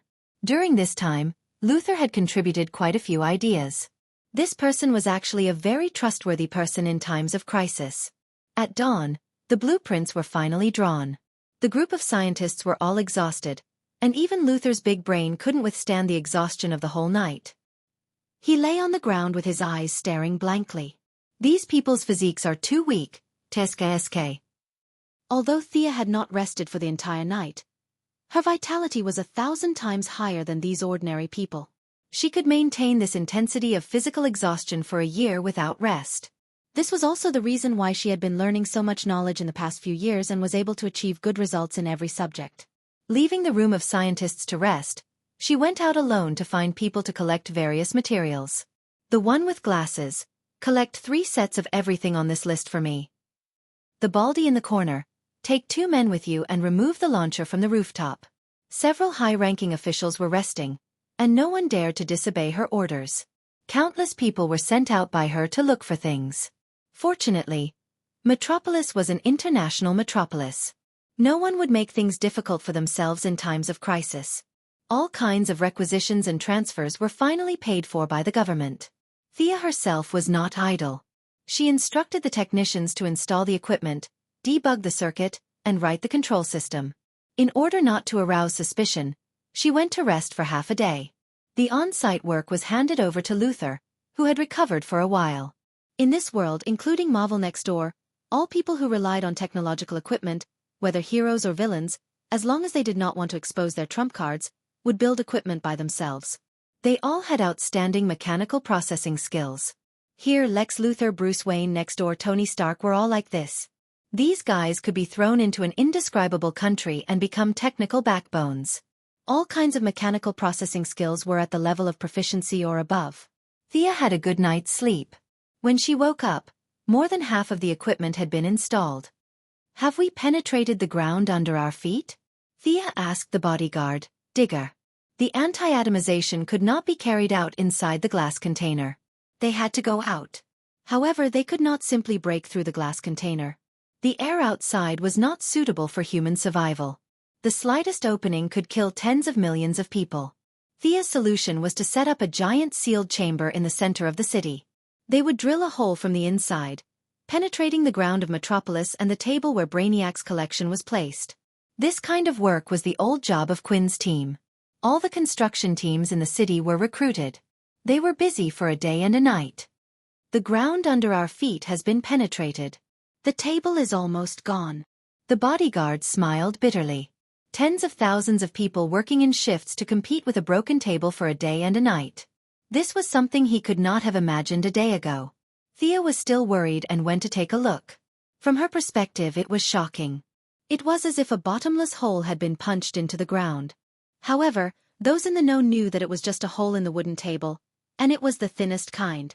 It took another day to drill the hole and assemble the anti-atomization device. That night, Thea gave another speech on TV. The general idea was that the device was ready. Those who wanted to fight the aliens could come to the Daily Planet building to sign up. At first, the citizens were excited when they heard that the device was ready. However, Thea's words calmed them down instantly.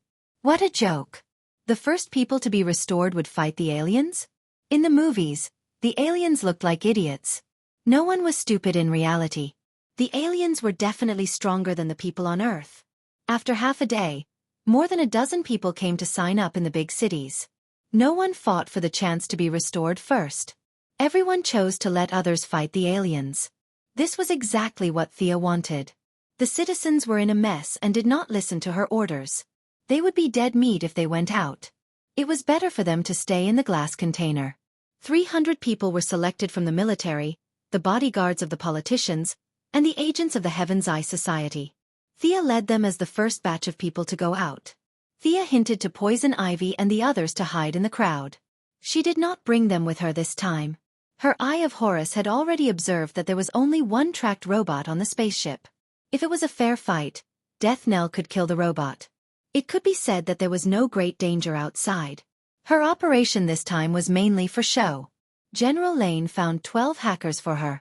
They were all mixed in with the 300 people. Their task was to manually intercept any signals from the spaceship. Everyone take care. The 300 people boarded 3 C-17s and flew to the ground from the hole. Chapter 394. The members of the operation team said goodbye to their relatives and friends. The 3 airplanes flew into the hole, full of hope. It looked very majestic, especially when they passed through the bottom floor of the metropolis and the table. It was dark all around, as if they had entered hell. There were many strange creatures in the deep hole that emitted a faint light. Thea flew in front of the group, and the flashes at the tail of her aircraft pointed the way for the other 2 airplanes. Fearing that these people would be scared out of their wits, all 300 people had told them in advance that nothing they saw along the way was a threat. This was a hole in the table, not a gate to hell.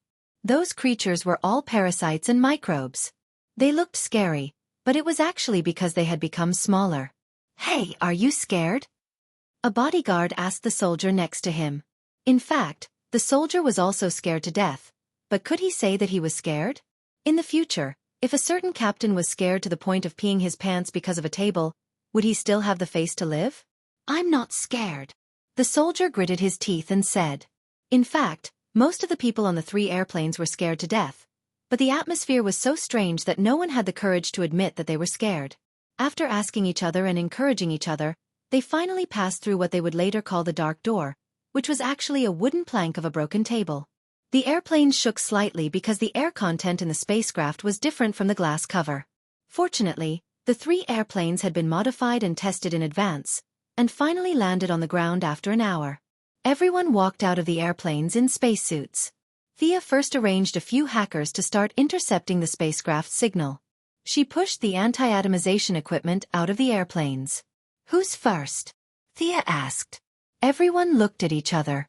Thea saw that no one said anything, and knew that they still didn't believe in this technology that only existed in movies. "Then I'll go first." Thea was afraid that she would become bigger and trample them to death, so she ran away alone for a long time before shouting, "Start!" The big black brother, Digger, aimed the probe at her and pressed the button on the device. An orange light that was almost transparent shot at Thea. Thea instantly grew larger in front of the 300 people until they could only see her calves when they tried to raise their heads. They knew that the device had succeeded. "Leave 100 people to guard the machine and the cave entrance. 200 people. Start the anti-atomization and come with me to seize the ship." Everyone hurriedly started the baptism of the rays while Thea looked around. Brainiac had a lot of things in his collection, and this was just one of the many spaceships he had. The 20 or so bottles contained the big cities of the few intelligent planets near the Milky Way. Some of the cities still had signs of life, while others were dead. "Can these all be released?" It was Lex Luthor who pointed at a pile of glass bottles. He was the only non-combatant other than Thea who was willing to come down. Everyone had a communicator in their spacesuits. Thea pondered his question and said, "Maybe." Luthor was left alone in front of a pile of glass cases to ponder. Thea began to assign tasks. She couldn't say that she had already scouted the spaceship. There was only one enemy on the spaceship, so she still had to go through the necessary search procedures. The spaceship wasn't small. It took 50 soldiers to cover all the paths. The remaining 150 people prepared their weapons and waited for further information. The gravity in the spaceship was lower than on Earth, but it wasn't a vacuum environment. Everyone could enter the battle after getting used to it. "Commander, I saw a green crawler robot at the K2 entrance. This thing can move. It seems to be an enemy." These passages were named by Thea. The soldier who found the target couldn't be sure and reported vaguely. Thea asked him to continue tracking and didn't make any moves for the time being. After half an hour, there were no traces of the enemy in the remaining 49 passages. When she felt that the act was about done, she led the troops to the K2 passage mentioned by the veteran. After the battle between Superman and Zod in this world, ordinary people on Earth were much more accepting of aliens. However, they were still shocked when they saw the owner of the spaceship for the first time. "Is this an alien or a robot?" This thought appeared in many people's minds. The heavy crawler provided mobility, and its body was densely covered with wires and mechanical bearings. The overall shape of the spaceship was like a giant bug. Countless data lines extended from its body. Its head was in the shape of an inverted triangle, and its 2 infrared eyes were scanning the surroundings. "It found us. Attack." Thea knew that things were not good as soon as she arrived at the scene. These soldiers knew too little about high-tech weapons. Thea found 4 or 5 detection ray devices at the scene. The enemy had already found out that they were being followed and was obviously waiting for them to fall into the trap. Intelligent artificial intelligence was too troublesome. Thea didn't participate in the battle. She contacted the hackers first. "Is there any signal out?" "Commander, we've intercepted 14 signals. That's 15. The dozen hackers must have suffered a lot in the hands of the military. Their rebellious characters were basically worn out. Continue to intercept. Tell me when you can't hold on." Thea didn't say anything else. If they really couldn't intercept the signals, there was nothing she could do. Gideon didn't dare to take out his gun. Now they could only rely on the hackers to simulate the spaceship signal and intercept it manually. To deal with an alien that they didn't know the depth of, and to avoid damaging the spaceship, more than 100 M4A1s opened fire at the same time except for Thea and Luther, who were armed with rifles. Amidst the roar of the bullets, the robot calmly lit up its energy shield. The rain of bullets slanted and caused ripples on the energy shield, then disappeared without a trace. Use grenades, Thea continued to order. More than a dozen soldiers with grenade launchers aimed at the target at the same time and pulled the trigger. The rifle grenade with a tail flame hit the robot's energy shield. The power of the explosion caused a large amount of electric sparks to surround the robot. It was obvious that the robot's energy shield had a hard time withstanding these attacks. Papa! Papa! Humans were afraid of damaging the spaceship, but the robot didn't have such scruples. Flames flashed under its tracks, and 4 rockets were fired rapidly. The target was the crowd. At the same time, its mechanical arms changed rapidly. In a dazzling movement, 2 mechanical arms turned into gun barrels as thick as a child's arm. 2 ghostly blue lasers shot out from them. Digger, use the freeze gun. The freeze gun was very troublesome to make. Thea only made 3 of them. Moira and Felicity, who didn't have much attack power, each had 1. The black man, who was her bodyguard, also took 1. As long as it wasn't used often, the radiation wouldn't be too high. The black man was very excited to be back on the battlefield. He was full of a sense of mission. His tall body rolled forward and sideways, gradually approaching the robot. When the soldiers on the other side attracted the robot's attention, they jumped out and pulled the trigger of the freeze gun to the end. They aimed at the front and fired. Chapter 395. The robot was extremely sensitive to energy. It immediately determined that Digger was the biggest threat to it. The muzzle aimed at the soldiers quickly turned. Unfortunately, it was still a step too late. A large amount of frozen gas was aimed at the ground under its tracks. Its body could be protected by the energy shield, but the ground under its tracks could not be protected. The absolute zero air froze the area a few meters below its body. Attack! Continue to fire. Its energy shield won't last long.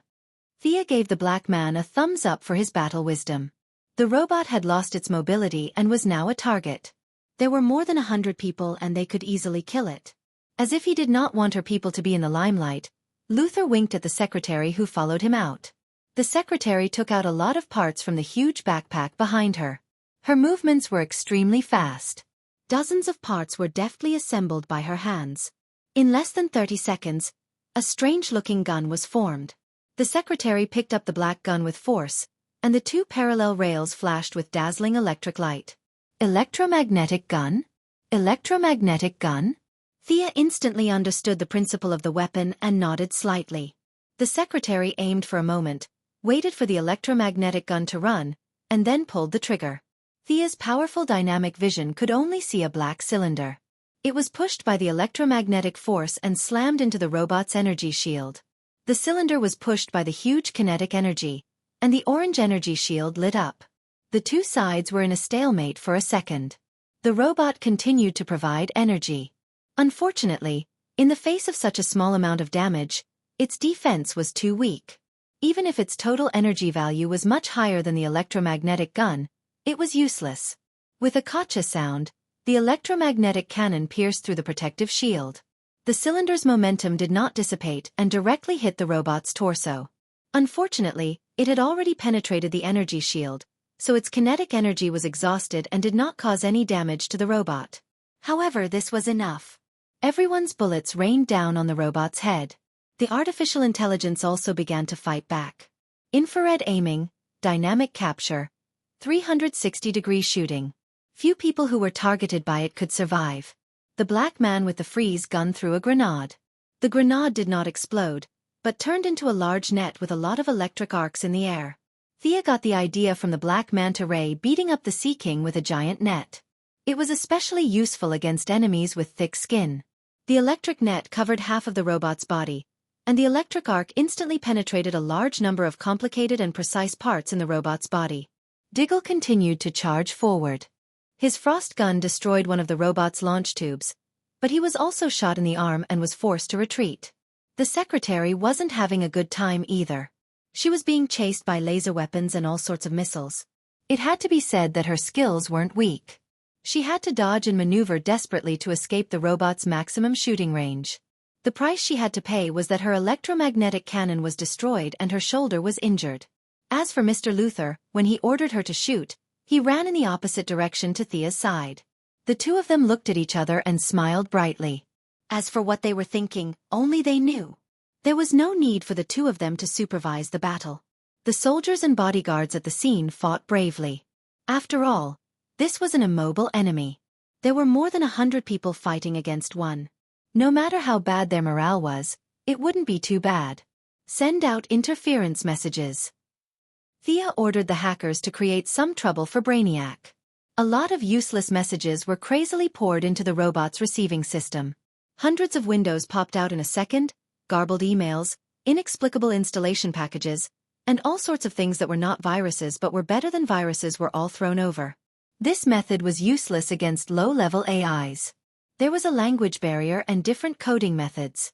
However, it was perfect against Brainiac. Every time this guy went to a planet, it would scan the knowledge of the other party. It could read all these junk messages. Even though Brainiac quickly chose to intercept the message bomb, part of its calculation was still taken up. This was reflected in the fact that its aiming and firing movements were slowed down by 20% during the battle. The soldiers seized this opportunity and fired hundreds of guns at the same time. The opposing robot didn't back down. Even though one of its launchers was destroyed and it was harassed by the junk messages, its firepower wasn't any weaker. All sorts of laser beams were aimed at the soldiers.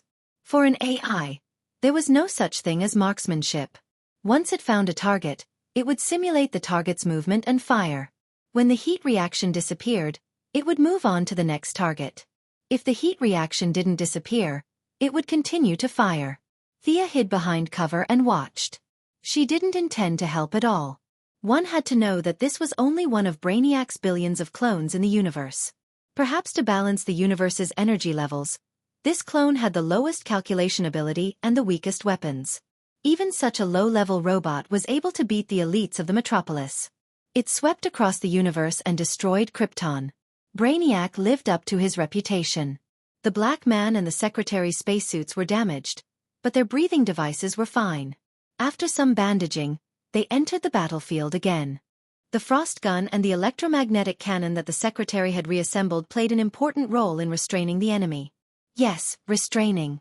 The two of them weren't stupid. They knew that the enemy had a very sophisticated attack system. The advanced weapons in their hands attracted a lot of attention, so they didn't dare to stand out too much. The Black Man and the Secretary cooperated a few times and had a tacit understanding with each other.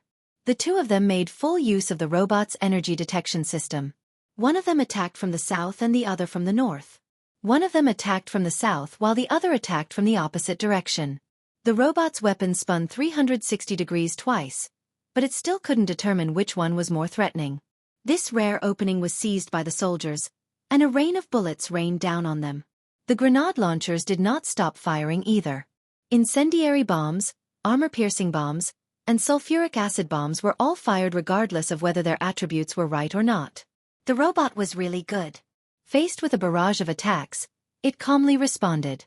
It took the bullets head-on and activated part of the energy shield selectively. However, there were too many people attacking it. Its body was riddled with holes. The AI inside the robot started to calculate crazily. It abandoned the damaged parts and replaced them with new ones.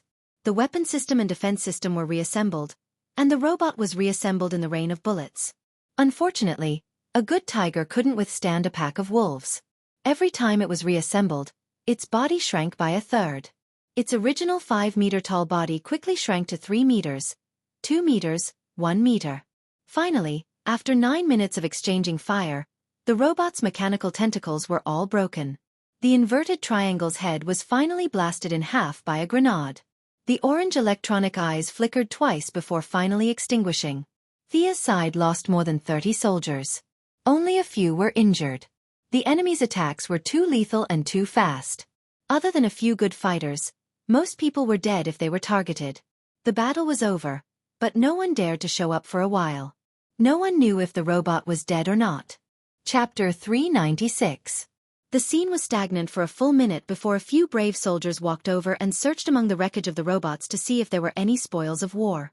"Miss Quinn, don't you want to go take a look?"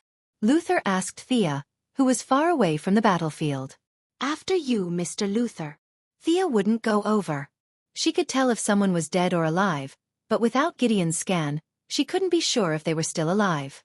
Thea couldn't go over, but she could command the others.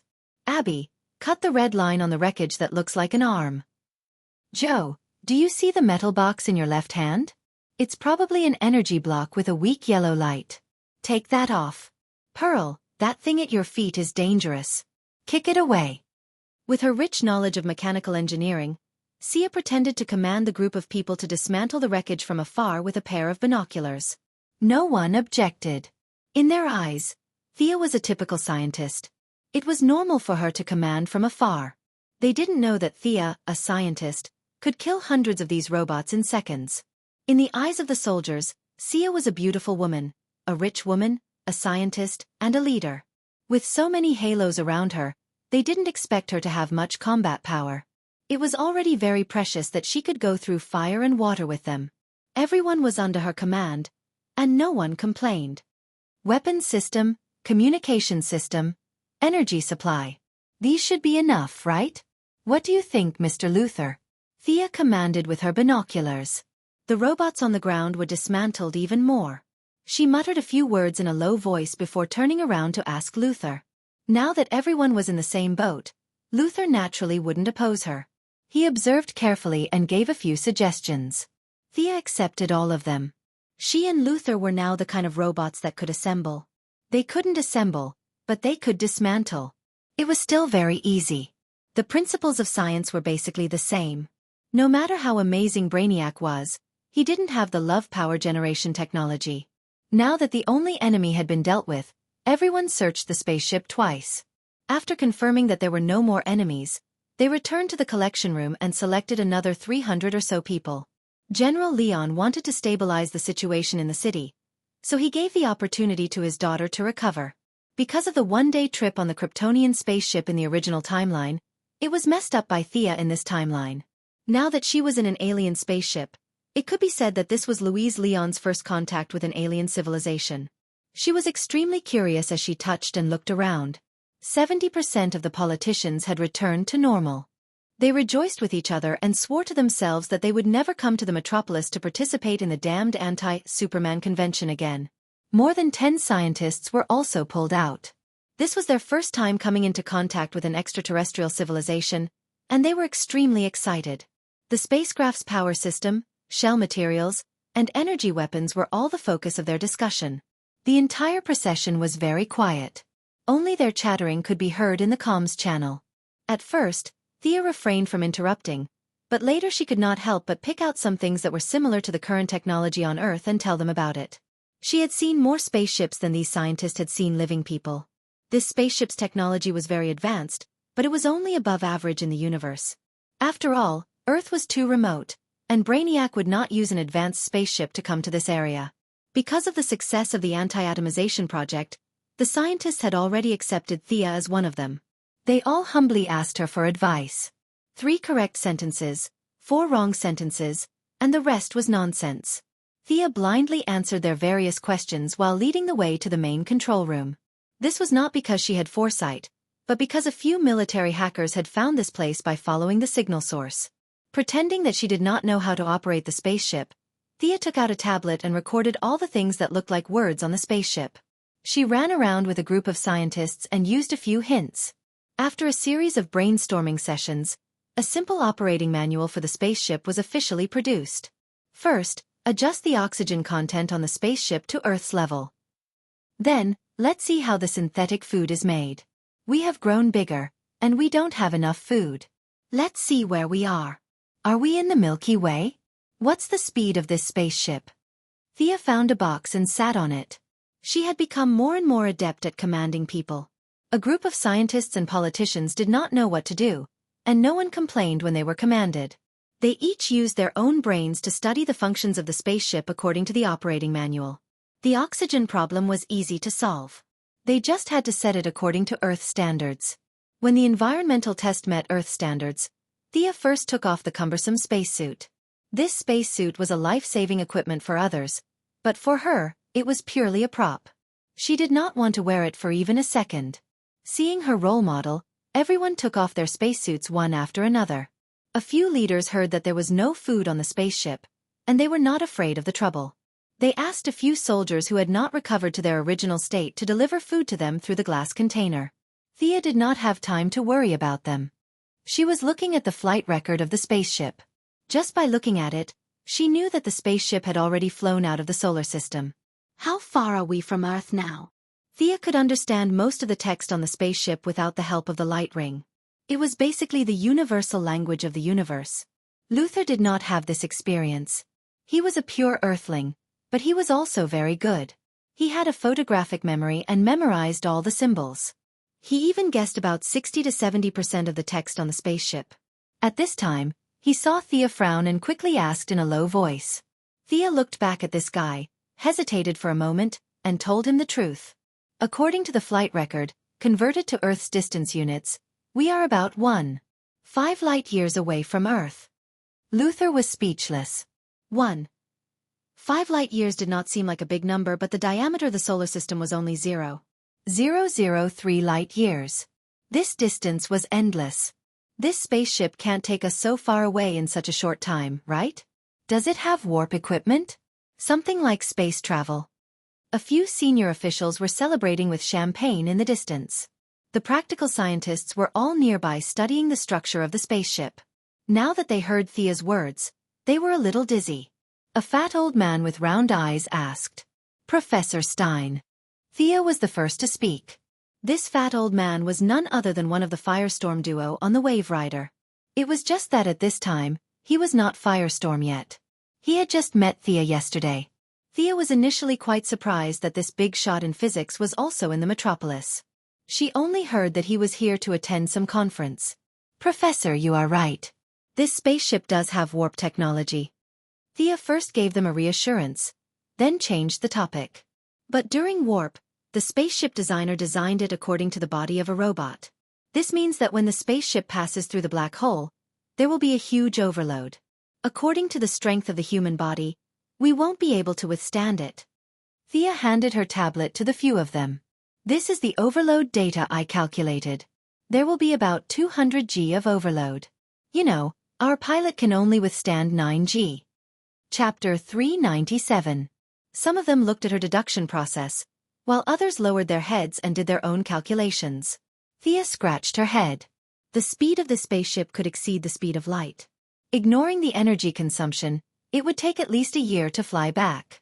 The tens of millions of people in the glass dome could not wait for a year, and the spaceship could not fit 10 million people. The only plan now was to warp back to the solar system. However, only Thea could adapt to the powerful overload. Showing such a strong physique in public would inevitably expose her ability, which was not in line with her plan. What should she do? Thea was also in deep thought with a large group of scientists. The difference was that while the scientists were thinking about how to get home, Thea was thinking about how to continue the show. After thinking about it, she decided not to expose herself first. She contacted the nearby Green Lantern, Hal Jordan, and asked him to help send the spaceship back to the solar system. Just as she was about to put it into action, she heard the little troublemaker Louise Lane shouting, "Superman is here! Superman is here!" The surrounding people were very excited and asked, "Where is Superman? How do you know he is here? Are you in contact?" Thea saw this scene and was a little speechless. Louise Lane and Clark Kent were so close, but this group of slow people in the metropolis did not connect Clark to Superman. She really did not know what to say. However, it was a good thing that Superman was here. At least she did not have to waste a favor. Opening the Eye of Horus, Thea looked out of the spaceship and saw Clark, who was wearing a blue shirt and a red cloak. His eyebrows were furrowed, and his lips were pursed tightly. It could be seen that this old man had run away in order to save his wife. "Clark, it's Thea. The spaceship is under control. You can come in from the rear entrance of the spaceship." Thea originally wanted to discuss the plan outside, but found that Superman was no different from Batman. He could not communicate telepathically, so she could only let him in. "Superman is here. Superman is here to save us. We're saved." When the people in the spaceship saw Superman enter, they were all excited. This made Thea a little depressed.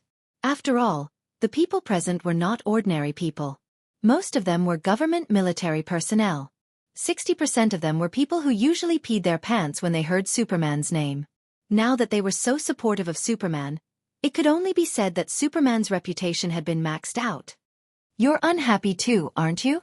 Only Lex Luthor would speak in such an eccentric manner. According to his heart, he would rather fly back to Earth directly than accept Superman's help. He, who was originally unhappy, noticed a trace of unhappiness on Thea's face. This kind of expression had appeared on his face many times over the past year. It was the kind of expression that would appear on Superman's face even after working hard for half a day. He, who was in the same boat, felt much better now. Luthor used his chin to point at Superman, who was surrounded by people. A perfect alien with a godlike character. People only worship strength and ignore wisdom and knowledge. Thea did not comment. She pretended not to know him and introduced the situation to Superman. Superman completely understood why she hid her true identity. In his opinion, Earth heroes like Thea and Batman did the same. They usually used one identity and another during battle. It was not a big problem. After listening to Thea's explanation, Superman said without hesitation, "I'll push the spaceship away." "Can you do it?" Thea secretly asked him telepathically. Superman could not directly reply to her, so he just nodded slightly. Thea thought about it and could not think of a better way. At worst, she could use the light ring to replenish him with some yellow energy. After instructing Superman to prepare in space, Thea began to calibrate the position. Brainiac did not care about Earth at all. It did not keep Earth's coordinates in its spaceship. Thea had to calculate Earth's position. Brother Superman was similar to Diana in the original spacetime. He clearly had the ability to travel through space, but he stayed on Earth for decades.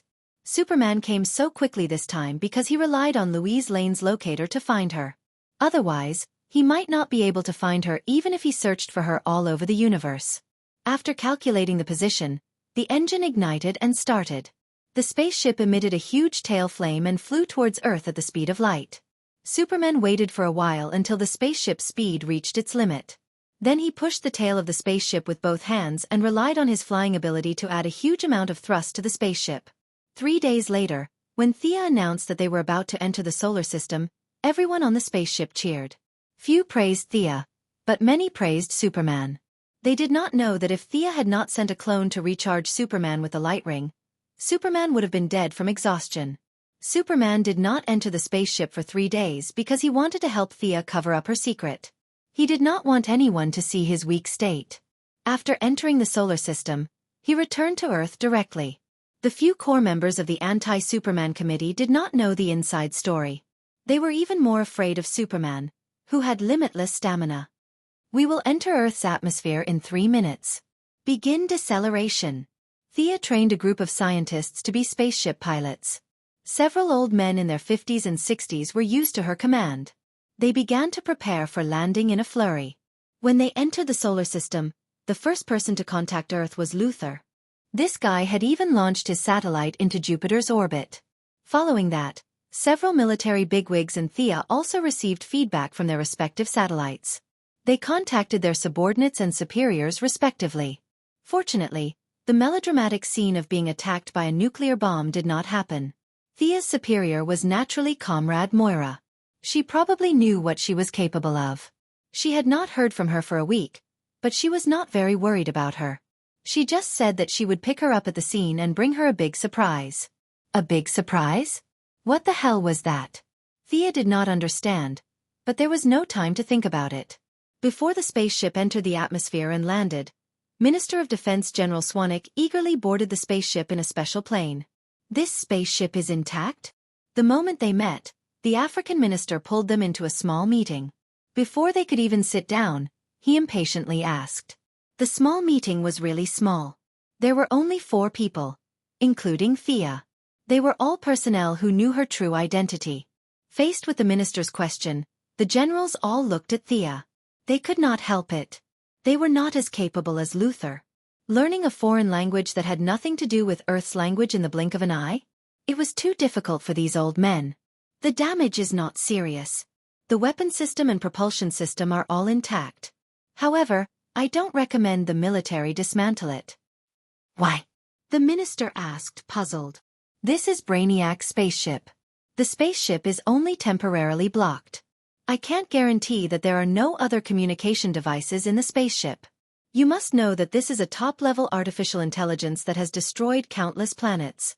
Its technology is far beyond our understanding, Thea said very seriously. The minister was helpless. Previously, the Krypton spaceship was almost smashed into pieces. The military had been busy for a year but did not manage to get anything good. Now that they finally had an intact spaceship, it could not be moved. However, he still asked with uncertainty, "Is this Brainiac that you mentioned really that powerful?" Yes. The guards on the spaceship this time are only one of its countless clones. In order to kill it, we sacrificed more than 30 warriors. It can make billions of robots like this. Once it gets serious, no planet in the universe can stop it. Thea had to break their fantasy. If Krypton could not stop it, it was even more impossible for Earthlings to do so. Chapter 398. The African minister scratched his head. In the end, he could only put the matter aside and restore the metropolis to its original state. In the week that they disappeared, the entire world's media went crazy. They could not cover up the disappearance of such a large city even if they wanted to. The other big countries said they were concerned, but they were actually enjoying the show. Thea thought about it, then called the minister to one side and whispered a few words to him. What? There are aliens in the spaceship? How many are there? General Swanwick was shocked. He was not happy at all as a minister. He spent his days wandering around the aliens. Those who did not know better would think that he was in charge of Earth's affairs with the aliens. Thea did a rough calculation. There were more than 20 glass domes, and the same number of alien cities. Although many life forms died due to environmental problems, there were still a few alien races that had strong vitality and persevered. They only lacked atomized equipment. About 100,000? Thea said uncertainly. Seeing General Swanwick's bloodshot eyes and trembling lips, Thea continued to explain. They are all cities that were taken away by Brainiac's spaceship. I took a look and they are all life forms in the nearby star systems. They are all intelligent life forms, and their technological level is about the same as ours. No, this is too big. Even the president can't make a decision. I'll report it. Let the people who should be worried think about it. The minister thought about it and knew that this matter involved too many people. He did not dare to make a decision and had to report it. Thea did not have a choice. Breaking the glass domes and letting 100,000 aliens die was a little cruel. Other people aside, Superman had been on a spaceship before. If he knew that Thea and the government had killed 100,000 aliens, he would immediately turn evil. The minister did not think too much about it. He just felt that killing 100,000 intelligent life forms with a single order was not in line with his morals. However, he could not just leave them be. As for how to deal with these people, he would leave it to the higher-ups to discuss. Thea didn't know that her casual suggestion made the president call for a meeting of the top 5 that very night. All kinds of advisors, think tanks, international experts, and former leaders gathered and discussed behind closed doors for 7 days. They still couldn't make up their minds whether to execute, expel, or take her in. Of course, this was a story for the future. Thea was very busy at the moment. The AI could easily take away the city, and she wanted to put it back in its original state. This required a lot of calculations, including the city plan, spatial coordinates, and the angle of anti-atomization. There weren't enough scientists on the spaceship, including Luther, so they urgently gathered the world's renowned scientists to calculate.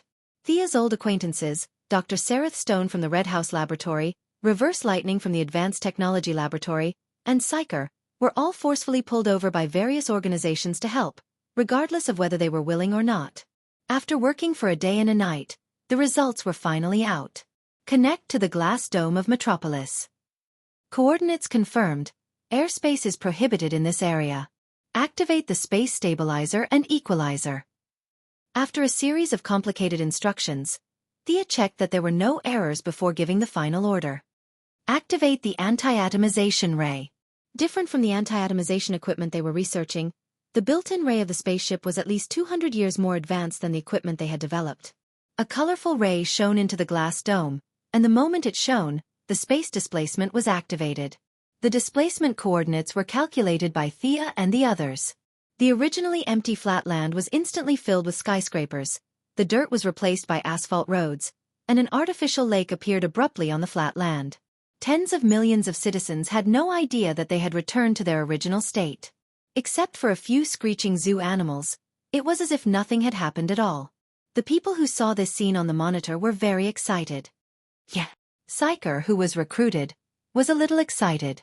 He wanted to find someone to high-five to celebrate, but he found that the people in the room were all old men and old women. The only 3 young people were himself, Thea, and Lex Luthor. Luthor pulled a long face as if everyone owed him money. Psyker did not dare to provoke him. He gently high-fived Thea to celebrate. The city had returned to its original state, but there were more or less some flaws. Thea at least saw that the city's sewer pipes were off by 5 meters, various oil and electricity transmission, and the suburban roads were a little off, but these were not things she should worry about. Let the metropolitan government deal with them. Thea. Not long after they walked out of the spaceship, they saw Moira. The mother and daughter hugged each other warmly. Come and see who this is. Moira's face was full of smiles, and a young man walked out from behind her. Thea. The young man's temperament was calm and his face was serious, but he still showed a heartfelt joy when he saw his family. Oliver. Thea was really surprised. This was not an act. This was a real surprise. It was difficult for her to show such an expression, but after calculating for a day and a night, she was a little dizzy. When she suddenly saw Oliver alive, she could not control her emotions. I missed you so much. Thea hugged Oliver tightly. The memories of her childhood and youth were deliberately faded, but not buried. Her feelings were real, and so was her family. Thea was affected by her own emotions for a moment, and the corners of her eyes were a little wet. She only hated herself for not helping Oliver earlier. The family of 3 hugged each other and cried. Many scientists on the spaceship and many citizens who came to thank them when they learned that they had returned to normal silently watched all this. The image of a strong, intelligent, and caring girl came into everyone's eyes. This was the representative of the modern heroes of the United States. She was calm in the face of trouble, calm in command, and so humane. The onlookers gave the family of 3 their blessings and applause. It's a pity that her talent is wasted. She's a woman after all. Very coincidentally, there was also a family of 3 on Luthor's side. Although he wanted to be in the limelight, he was an old man in his 30s. It was impossible for him to cry while hugging his mother and brother like Thea. Luthor was very unhappy and left the scene with his mother and sister. It had been 2 days since Oliver returned to the United States. He also learned that his sister had saved the city. His heart was filled with pride, but it was still awkward to be surrounded by so many people. He hurriedly pulled his mother and sister and left the scene after Luthor. Oliver did not know about the trouble his sister had caused in the past few years. As soon as her brother appeared, his name instantly appeared on the desk of many insiders. The government and the Pentagon copied his information from the Heaven's Eye Society to evaluate this person's future achievements and influence on Thea. Several heroes such as Superman, Batman, and the Martian Manhunter were collecting information on him through different channels. Several neutral or evil subordinates, such as Poison Ivy and Gruder, gathered together to listen to Death Knell tell the story that he and Oliver had to tell. Chapter 399. At this time, Oliver still didn't know that his every move had attracted the attention of others. When the family left the scene and was about to take the plane back to Star City, they saw the black-skinned avatar from afar. Thea knew that the black-skinned woman was expressing that she had returned a big favor, so she could only nod slightly to show that she accepted. Although Oliver wasn't strengthened, he was born with good eyesight. When he saw Avatar, he reflexively stood in front of his mother and sister and looked at Avatar vigilantly. Avatar was a little stunned, but she immediately understood that Oliver didn't know about her relationship with Thea. The more she thought about it, the more interesting this family was.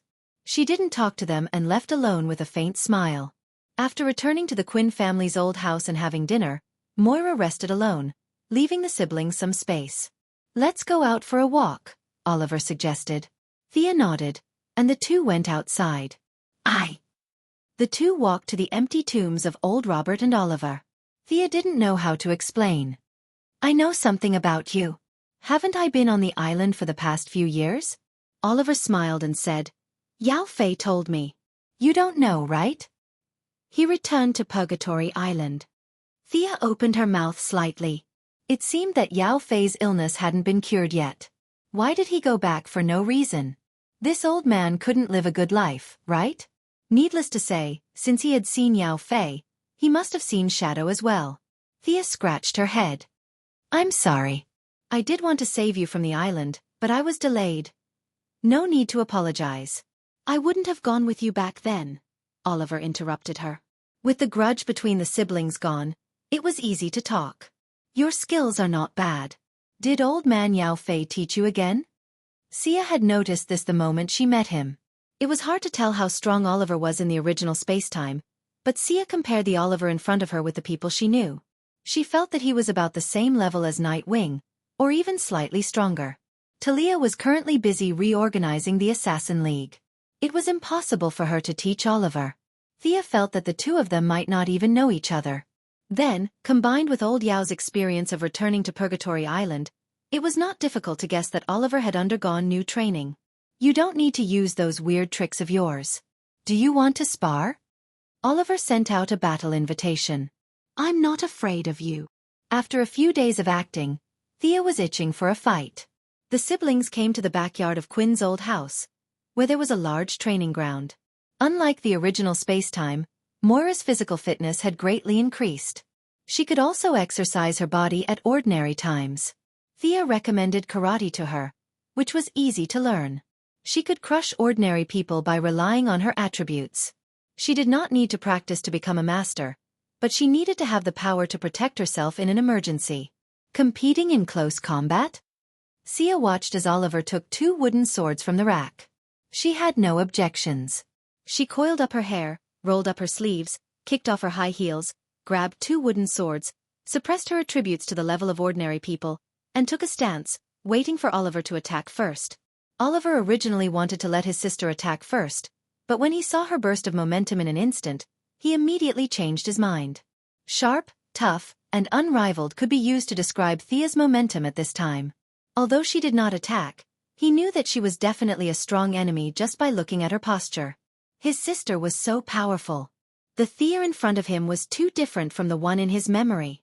In the past few years, he had traveled extensively and seen a lot of people fighting, but Oliver had never seen anyone who could match Thea in terms of momentum. His competitive spirit rose, and he also became serious. Holding 2 swords in his hands, he cautiously observed, and then took the initiative to attack with his left hand and right hand. Use your full strength. Thea casually parried Oliver's blow, and her right hand mercilessly whipped his arm. Oliver's reaction was very fast. His feet moved quickly, and his body moved horizontally.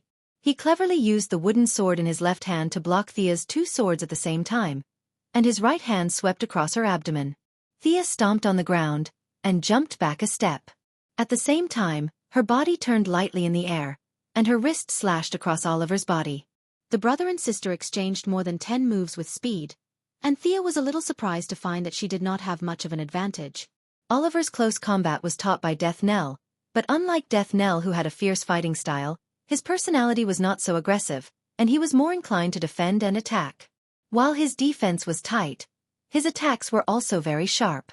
At this time, Oliver had not yet reached his peak, but he already had some of his own fighting style. It was not impossible for him to catch up to Batman in the future. Thea felt that her brother's attacks were not bad, but Oliver was shocked by her. That day on Purgatory Island, Thea had mostly used magic to deal with the 3 of them. Oliver really did not know that his sister was so skilled. At this time, Oliver had already surpassed Death Knell's old teaching, and had his own understanding of fighting. But no matter how he changed his moves, he could not break through Thea's defense. Thea sensed Oliver's competitive spirit, and secretly laughed. She did not want to beat her brother on the first day they met. After all, they grew up together, and their relationship was much deeper than Tommy's. In order to save Oliver's face, Thea secretly lowered her speed by 20%. At this time, Oliver was finally able to keep up with her attacks, and the 2 of them exchanged more than 10 moves before stopping. Thea finally confirmed her judgment. Oliver's close combat was similar to that of a Nightwing. Considering his outstanding talent for long-range attacks, he, with a bow and arrow in hand, was only second to Madame Shiva and Batman among ordinary people. He was slightly stronger than the Nightwing Talia. The siblings had no interest in continuing the fight, and strolled on the back mountain covered in leaves. What exactly is magic? Do you know, Constantine? Oliver deliberated for a moment, and asked a question that had puzzled him for a long time. Magic is an energy application that ancient humans summed up from the demon language and various otherworld creatures to find the truth of the world. Why? Did you meet Constantine? I don't know him, but I know that this person has a bad reputation and is not a good person. Thea was puzzled. Oliver should not know Constantine. Hearing his sister's evaluation of Constantine, Oliver thought of something and smiled bitterly. He is indeed a bastard. I met him on Purgatory Island. At that time, he was looking for a magic ball. Horus Magic Ball? Thea was shocked. Oliver nodded, as if that was the name. Thea's heart was in turmoil, and she did not say anything. She took the magic ball, traveled to 1918, and gave it to Madame Xanadu. Could it be that Madame Xanadu buried the magic ball on Purgatory Island after that? After circling around, the magic ball still ended up in Constantine's hands, and Zakong still knew Oliver. Fate's adventure was evident. Chapter 400. That night, Sia called Oliver and Moira together and gave them the super gene optimization fluid that she had developed. She also explained the usage and matters that they should pay attention to. She also gave Oliver the diluted god's blood that she had prepared before. As for how he planned, that was his own business. If he had to reject supernatural forces like Batman, Thea had no other choice. She couldn't press his neck and give him a shot, right? Everything was voluntary. The opportunity was given to him, and the choice was entirely up to him. Early the next morning, Thea called the mother and son to discuss. She wanted to return the shares that should have belonged to Oliver. Oliver insisted that he didn't come back for the money. But under Thea's more determined attitude, he finally accepted the division plan. Quinn Group could be said to be old Robert's life's work. After all, Thea was not his flesh and blood. Now that Oliver had come back, it was reasonable to return his share to him. Moreover, Thea had already obtained her doctorate. The transformation of the new group into a high-tech group was a matter of fact. Thea didn't want to have a doctorate and be followed by a lot of construction workers and bulldozers. That image was too bad. With Oliver's primary school degree and his muscles, he was quite suitable to be a foreman. The new division was very simple. The original Quinn Group's building parts were stripped and given to Oliver. In the next few years, there would be constant wars, and the construction team would definitely not have to worry about starvation. It was just that the work would be very cumbersome. After getting rid of the construction part, only the new R&D department, the medical department, and the new polymer compound department were left. Thea's wealth, which was originally close to Luther and Batman's, was cut in half. However, the staff was reduced by 90%, and the troubles were reduced by 70%. I'll let Oliver worry about the construction industry in the future.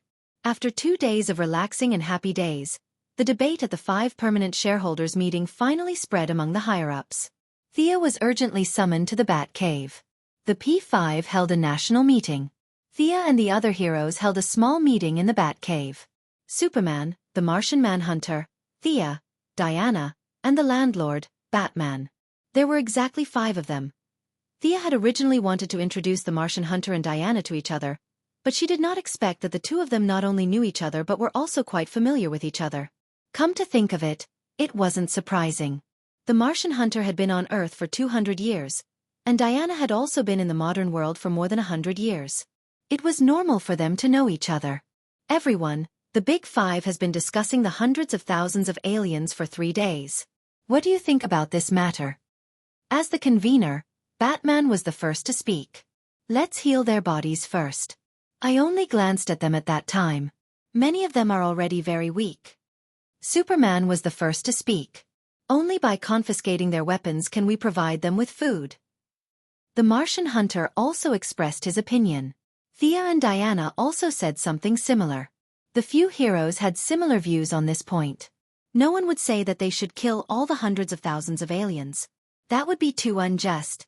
The initial plan was set, but there was an important disagreement on the follow-up arrangements. Superman, based on his own experience, believed that they should cultivate their feelings for Earth and even arrange a job for the aliens.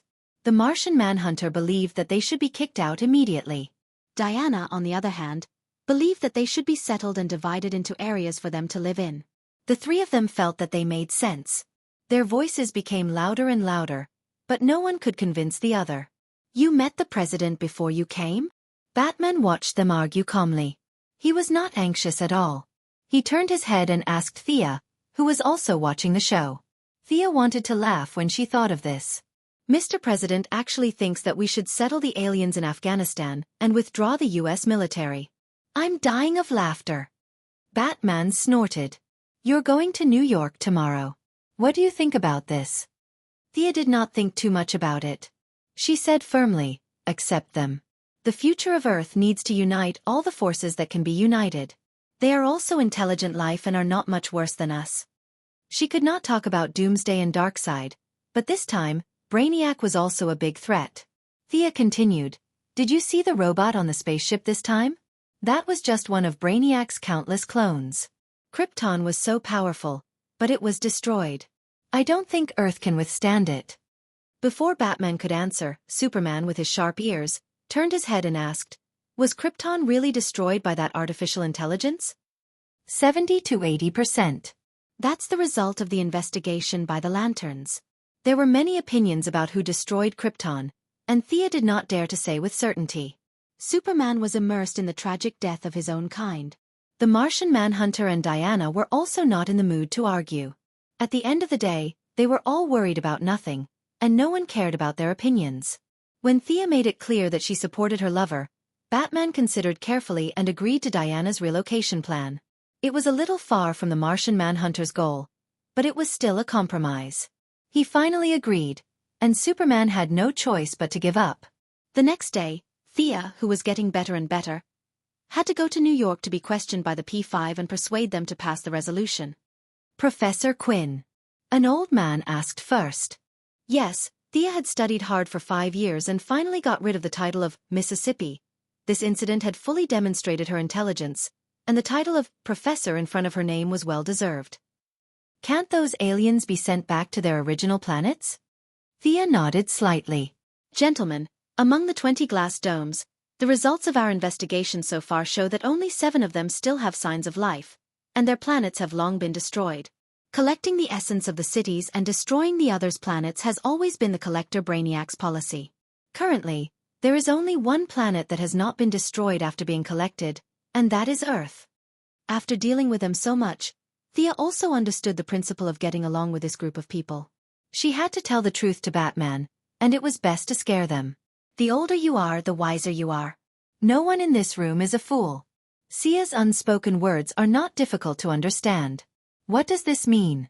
It meant that the aliens were still coming. These people all understood the principle of driving the wolves to devour the tigers, and the 2 people who were originally tough immediately softened. Thea finished her statement and left. The debate in the room continued for another day. After Thea slept, they finally came to a conclusion. They would be concentrated in the desert of Nevada, and a coordination and supervision committee would be set up to solve all the conflicts between the aliens and the Earthlings. The main person in charge would be Professor Thea. What was this? Thea was a little amused. A real-life version of Area 51? Chapter 401. The first thing Dr. Thea did after taking office was to set up a team of guards and coordinate the relationship. How to coordinate? By talking. The committee must have its own armed forces. After a few discussions, the maximum number of guards was set at 5,000. This would be the armed forces under the committee's control. Thea finally had some visible armed forces. After all, there was a limit to the bodyguard team. 100 people was already too much. Any more would be inappropriate. Now that she had received official approval, Thea directly cleared more than 500 people from Death Knell's dark forces and joined the guards under various names. These people would be the backbone for a long time in the future. She did not let go of the few alien cities on the other side, either. She found a city with the largest population, and Sia and Fiora mixed in with the atomization. She brainwashed a few leaders and made up a story that Fiora had fallen to another planet after leaving Earth and was later kidnapped by Brainiac. The future management committee would have 7 seats. The alien cities would choose 3 representatives to occupy 3 seats and the Earthlings would occupy 4. Thea would occupy 1 seat, the Heavenly Eye Society would occupy 1 seat, the government would occupy 1 seat, and the military would occupy 1 seat. Thea wanted to strengthen her voice. She wanted to rope in a few representatives on the surface and mix sand with the aliens behind their backs. She wanted to have this armed force firmly in the palm of her hand. There were many restrictions, but the benefits were also great. Other than nuclear bombs, all weapons could be installed. In order to prevent the aliens from having any special abilities, the Heavenly Eye Society also provided a portion of their secret black technology to support the committee. Anti-gravity miniature plastic energy network, electromagnetic signal isolation cabin, quantized cage. Both Amanda and Steve Trevor of the Heavenly Eye Society were quite cunning. They slightly twisted the decision of the higher-ups and provided Thea with defensive equipment. Of course, Thea did not agree. Now that she had the support of the P5, she could enter the president's office whenever she wanted. She wasn't afraid of the Heaven's Eye Society at all. Today, she could pull in a councilman, and tomorrow, she could pull in a general. The Heaven's Eye Society couldn't win against her, so they could only provide her with a blueprint for an advanced laser gun. Thea was still not satisfied. If she developed the finished product herself, who would it belong to? This was a scientific research mission, not a preferential condition. Then what exactly do you want? Amanda felt that Thea was indeed easier to talk to than other superheroes, but this was both a strength and a weakness. Other superheroes, such as Batman, came and went in a hurry. They would leave after they finished speaking. Who could sit in her office for 3 hours? I want to visit the Black Room, Thea stated her condition. Amanda thought about it and shook her head. No Esper can enter the Black Room. This is the iron rule of the Heaven's Eye Society. Sightseeing was just an excuse. She was just an ordinary person who couldn't keep an eye on them. She couldn't open her mouth. Thea snorted. In the future, the Heaven's Eye would meet a great enemy, and Constantine had gone in. She had never heard of any iron rules. These people would not give up until they saw the coffin. However, she did not want to push Amanda too far. Some of the things in the Black Room were indeed heaven-defying. Espers weren't allowed to enter. From a broad perspective, it was a wise decision. How about this? I won't go in. Help me take it out. I only want one thing inside. Thea took the initiative to lower her request. What is it? I'll say it first. I can't give you the dangerous things. Amanda was helpless. A superhero played administrative tricks on her every day and hit her soft spot. This made her want to die. The headquarters of the Heaven's Eye Society was right there. She couldn't hide even if she wanted to. Merlin's sword.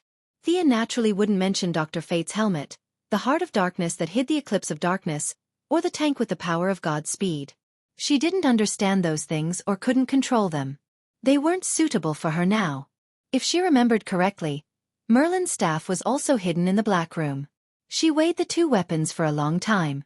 In the end, she chose the sword according to her intuition. Merlin's sword? Amanda was in contact with these things every day. Although she was just an ordinary person, her vision was probably better than many extraordinaries. In her impression, these weapons were useless in the hands of ordinary people or even extraordinaries. They were only useful in the hands of people with special bloodlines. This made her guess about Thea's bloodline. Thinking that the sword was indeed useless, Amanda finally nodded and said softly, "This time, it's not the Heaven's Eye Society that's helping you. Remember, it's me." Thea smiled but didn't say anything. It wasn't difficult to return the favor. Amanda's ability to seek death was second only to Louise Lane. Superman wouldn't come to save her. When the time came, she could just help her. After waiting for half an hour, Amanda handed a long box to Thea. The call from the bloodline couldn't be faked. Thea didn't open the box on the spot and chose to leave alone, which made Amanda a little disappointed. When she returned to her residence, she opened the simple box. Just by looking at the surface of the box and the gorgeous decorations with a hint of antiquity, she knew it was worth a lot. She opened the lid and saw an almost transparent sword lying in the box. Thea grabbed the hilt and took the sword out.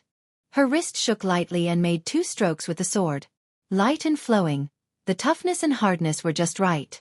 Thea sighed. Good sword. Thea had seen a few swords.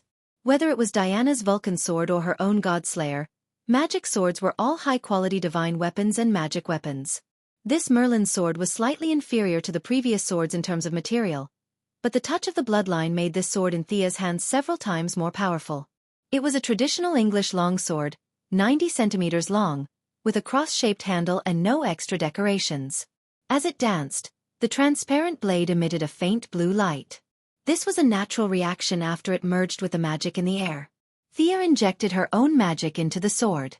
The originally faint blue light instantly turned dark blue, and the blade produced an invisible vibration. If one listened carefully, they could even hear a very faint chi-chi sound.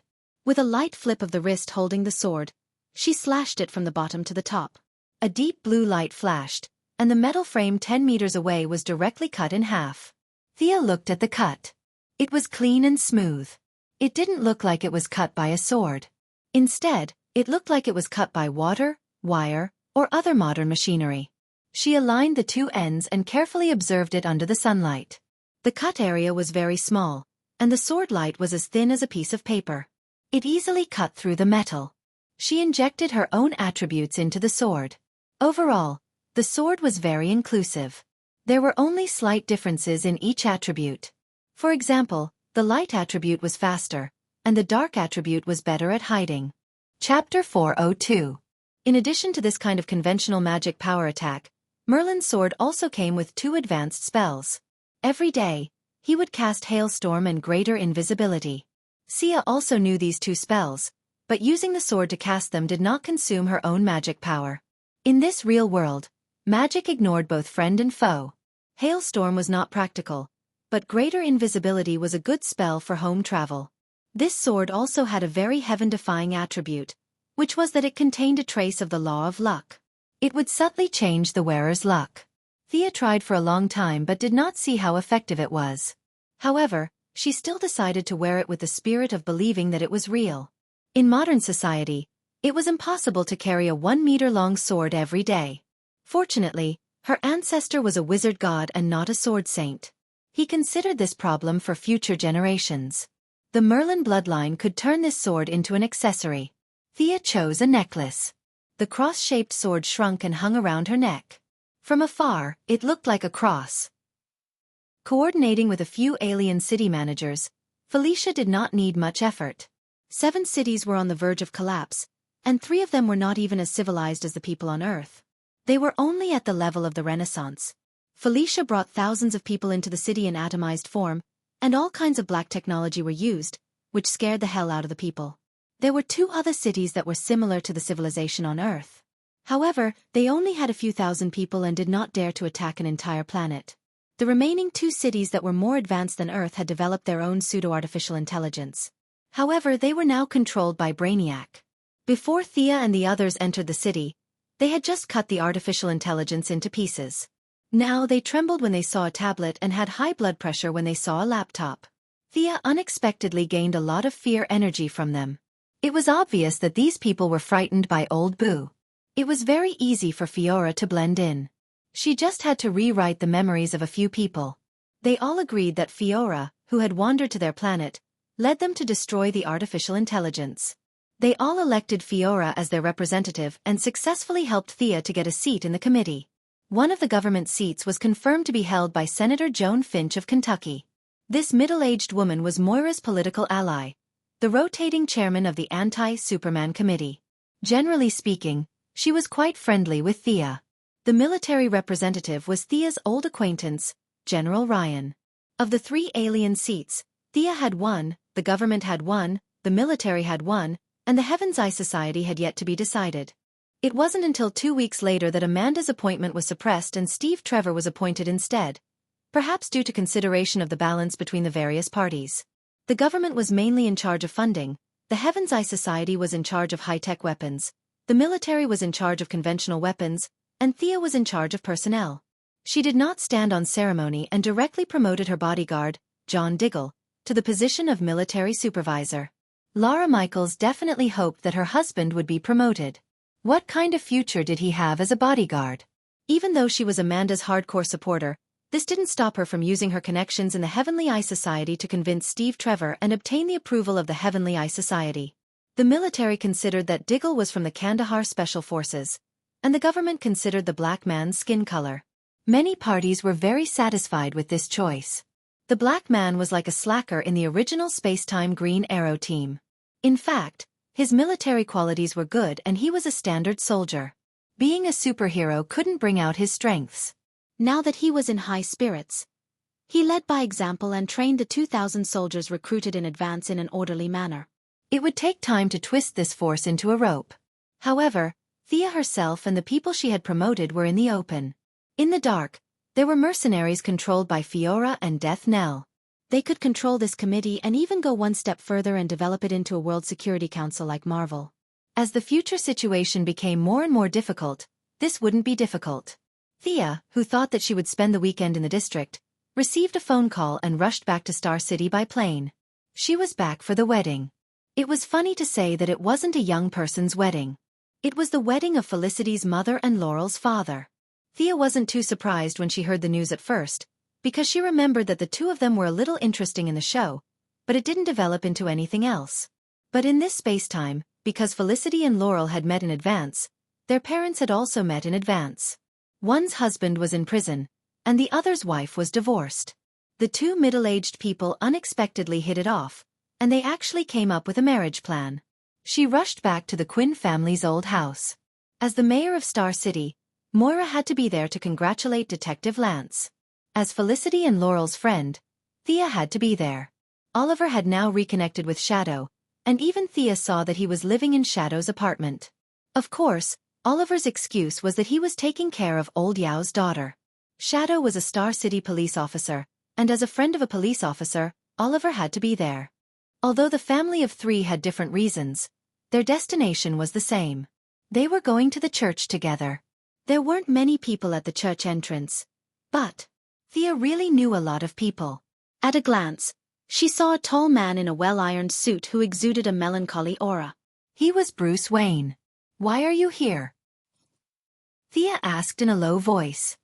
"Detective Lance invited a lot of police officers, and I'm considered one now.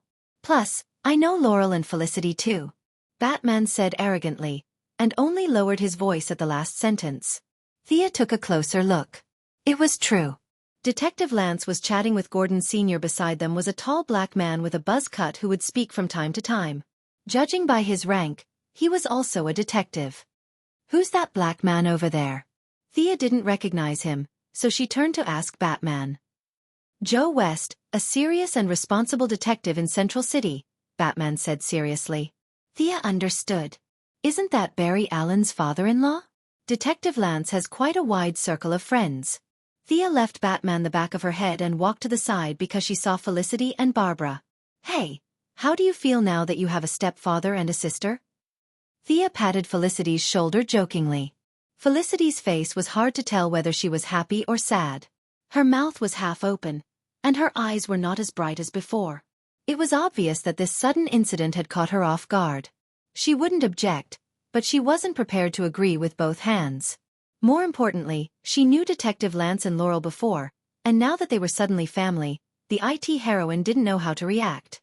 Thea watched the scene with a smile. Felicity didn't know that Sarah Lance was still alive. When they fought Nanderbart, they didn't find any trace of Sarah Lance. She must have been trained by Talia's sister, Nissa. Felicity was a few months younger than Laurel and 2 years older than Sarah Lance. When the three of them got together, it would be even more lively. Chapter 403. While the three women were chatting and laughing, Sia and Barbara were mainly teasing Felicity. Not long after, Laurel arrived at the scene.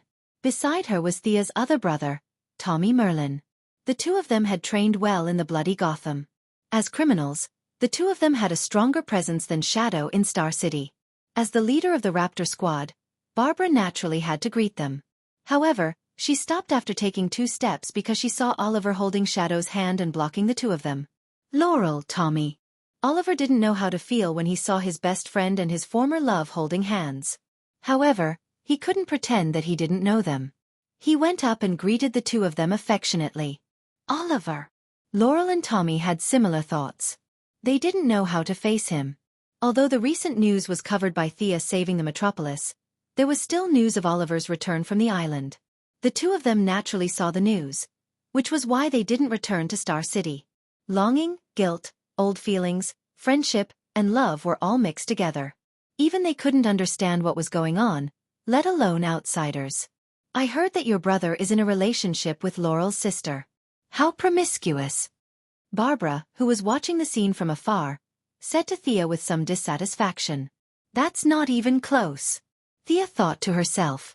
Felicity from the original Spacetime and Helena from the Raptor Squad, who didn't come today, were all in a relationship with Oliver. These women all knew that he loved Laurel, but they all forgave him. What kind of F***king charm was this? Barbara said it was fine, but she didn't expect Thea to scold Oliver with her.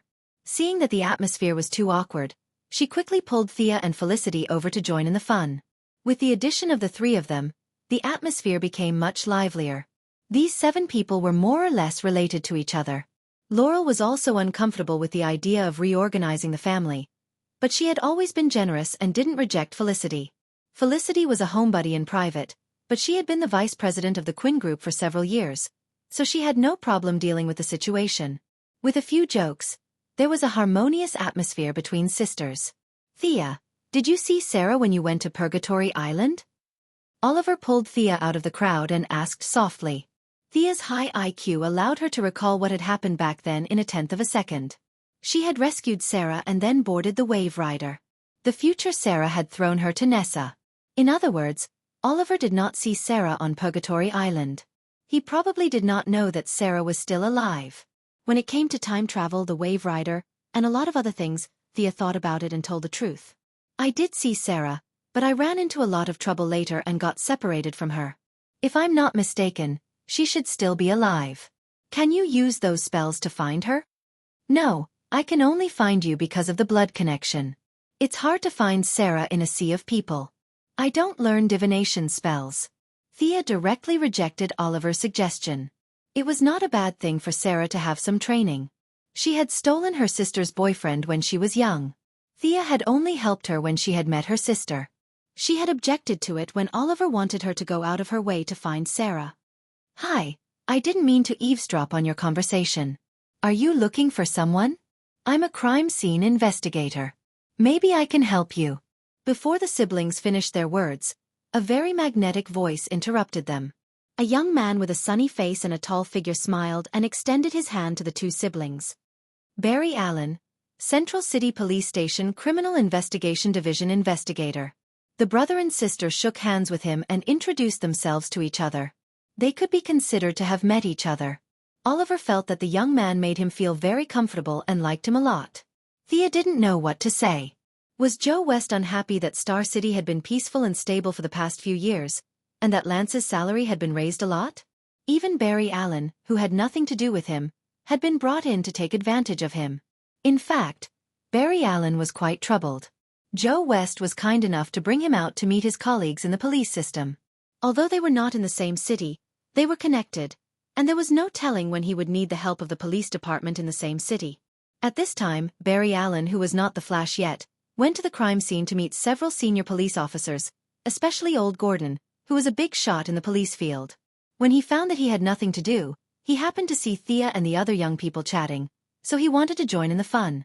Thea didn't want to get too involved in the matter of the extreme speed, so she said a few words to him and left the conversation to Oliver, who was naturally compatible with him. After a while, Tommy, who felt that he was surrounded by women, also joined in the conversation. The 8 of them, 5 girls and 3 guys, started chatting. Ollie, is that your sister? The hero who saved Metropolis? After chatting for a while, Oliver and Barry Allen became very familiar with each other. Barry saw Thea, who was surrounded by the girls. Even though she tried to hide it, her temperament and demeanor still suppressed everyone. She was like the moon in the night sky, calm, reserved, and not to be ignored. Oliver took a sip of wine, his heart full of pride for his sister. Yeah, I heard that Metropolis has started to cast a bronze statue of her. That. Are there really aliens? I heard that they suddenly disappeared because of aliens? The entire city of Metropolis had disappeared for a week, and it was impossible to hide it. The American government wasn't that generous, so it was impossible for them to say that they did it. Aliens was their answer to the outside world.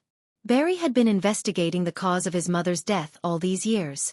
That strange red lightning often appeared in his dreams, and he painstakingly searched for the answer, trying to find the truth behind the night of his mother's death. Being an excellent crime scene investigator couldn't help him find the truth, and at that time, Metropolis had suddenly disappeared from the world. During that week, Barry secretly rushed to the old site of Metropolis, which was tightly sealed, just to find the secret behind it. Aliens, just right, could explain his doubts for more than 10 years, but he only had one question left. Why? Why did they choose him? And not someone else? Oliver pondered for a while in the face of Barry's question. He knew some things about aliens. Thea was in charge of coordinating all the alien matters, and this matter wasn't hidden from her family. There were more than 100,000 aliens, and they wouldn't be confined to a small area forever. After dinner, Sia told her family about the aliens. She picked and chose some of the things she knew about them. At first, Oliver was quite devastated, but Superman could still accept it. After all, there was only one of them. Now that there were more than 100,000 of them, his worldview was indeed greatly impacted. Chapter 404. Barry, I heard from Thea that there are indeed a lot of aliens. They are intelligent beings like us, and they are even survivors like the citizens of the metropolis. Oliver told him some of the things he knew. He didn't know Barry's intention, so he didn't mention the specific number. The two had just met, so they didn't have much to talk about. Oliver had some reservations, and Barry wouldn't tell him what was on his mind. The two quickly moved on to other topics. Barry's imagination is not small. He can actually associate his mother's matter with aliens. Sia, who has been eavesdropping on their conversation, thought for a moment and threw this matter to the back of her mind. The one who should be worried is Reverse Lightning. It has nothing to do with me. The wedding was very warm. Although there weren't many guests, the atmosphere was very warm. Inspector Lance probably wouldn't have thought that an ordinary person like him, who had fought for the police all his life, would have brought half of the Earth's male and female superheroes to his wedding. At this time, Inspector Lance was in high spirits. He only felt that life was better than this. After the wedding, Oliver and Tommy walked together. The two friends had too much to talk about. Thea saw this scene and remembered something. She pulled Laurel, who was about to leave. Under Laurel's puzzled gaze, Thea handed her a silver-white suitcase. You know my ability, right? This is for Tommy. I didn't know how to give it to him. You can give it to him. Seeing Laurel's eyes change from puzzlement to surprise, Thea felt that she must have misunderstood. You think too much. Actually, Tommy is my half-brother. This thing was too difficult to explain. Thea felt that she would rather fight with Brainiac for 800 rounds than talk about such an embarrassing thing. It was all old Ma's fault. She vaguely glossed over the elder's matter and explained the injection to Laurel. If Tommy asks, don't say that I gave it to you. You know that the father and son's relationship is terrible. Now that things have just gotten better, if Tommy knows that his father has such a thing, the result will be very unpredictable. Laurel's not-so-smart brain thought about the relationships between them. She just wanted to say that the rich were messy. From another perspective, regardless of whether she chose Oliver or Tommy, Thea would still be her relative. Feeling a little dizzy, Thea took the suitcase and felt relieved. Like Oliver, Tommy could inject himself or give it to Laurel. It was his own choice. They were both adults, so Thea wouldn't interfere. After the wedding, the girls went shopping together. When they returned to Thea's secret base, they found that Oliver and Tommy were also there. The two of them said that they were there to learn from each other, but in fact, only they knew the meaning behind it. The girls were all in a good mood after spending a lot of money. Thanks to Star City's good public security, the increase in population naturally led to a flourishing business. Star City was already one of the few safe and stable cities. Who will win? Felicity, the only one who didn't know martial arts, bought the most things. After putting her things away, she saw the lively fight and whispered to Thea. To be honest, this was the first time that Thea saw Tommy fight seriously. With just a few glances, she knew that Tommy wasn't Oliver's opponent. After all, there was no internal force in this era, so there was no need to accumulate experience. There were only a few fighting skills. After learning them, how to use them completely depended on the individual. Death Knell's Kali martial arts were learned from the Philippines, but Thea was sure that the person who created this martial art couldn't beat Death Knell. This was the human factor. Oliver's fighting talent was extremely high. Later on, when Ninja Master gave up on Batman and wanted Green Arrow to be his successor, Oliver's personal value could be seen. Without all kinds of technological equipment, his fighting ability was only a little bit worse than Batman's. Green Arrow, as an ordinary person, was able to become the 8th most powerful person in the Justice League. It wasn't just because he was popular. His strength had been tested by history. Tommy's talent wasn't just a little bit worse than Oliver's. Even though it could be seen that Tommy had trained hard, and he had been through Blade Mountain Fire Sea Guild for more than a year in Gotham, his innate talent determined that if he didn't have any great opportunities, he would only be a second-tier hero. The most fatal thing was that Thea could see that Oliver had injected God's blood. His physical fitness alone was enough to crush Tommy. Theoretically, Oliver should be able to finish the fight in 20 moves. But of course, he couldn't treat his good brother like that. It was similar to how Thea fought him a few days ago. He slowed down a little, and the two of them seemed to have practiced quite well. Tommy turned around in the air, drew an arrow, aimed, and fired. His movements were very smooth and beautiful. It was obvious that he had put in a lot of effort. Oliver didn't take it head-on. Instead, he took a step to the left. What he didn't expect was that Tommy didn't care about his balance and shot another arrow in the air. This time, Oliver didn't have time to dodge. He could only grab the arrow with his right hand. He was still lacking experience. Thea could see that the arrow's strength and angle were perfect. Oliver was a little careless. He couldn't take it head-on. His eyes lit up with a seemingly formless yellow light. Even though it was launched later, it arrived first and directly hit the arrow. Amidst the slight vibrations, the arrow disappeared into nothingness, as if it had never existed. The consequence of Tommy's arrow was that he fell straight to the ground. Oliver reached out and grabbed nothing. The two of them looked at the door at the same time. Only then did they realize that a bunch of women were watching the show. The two men were a little embarrassed. Oliver pulled Tommy up and said to Thea, "Your base isn't bad." Yes, this was originally your base. Of course you think it's good."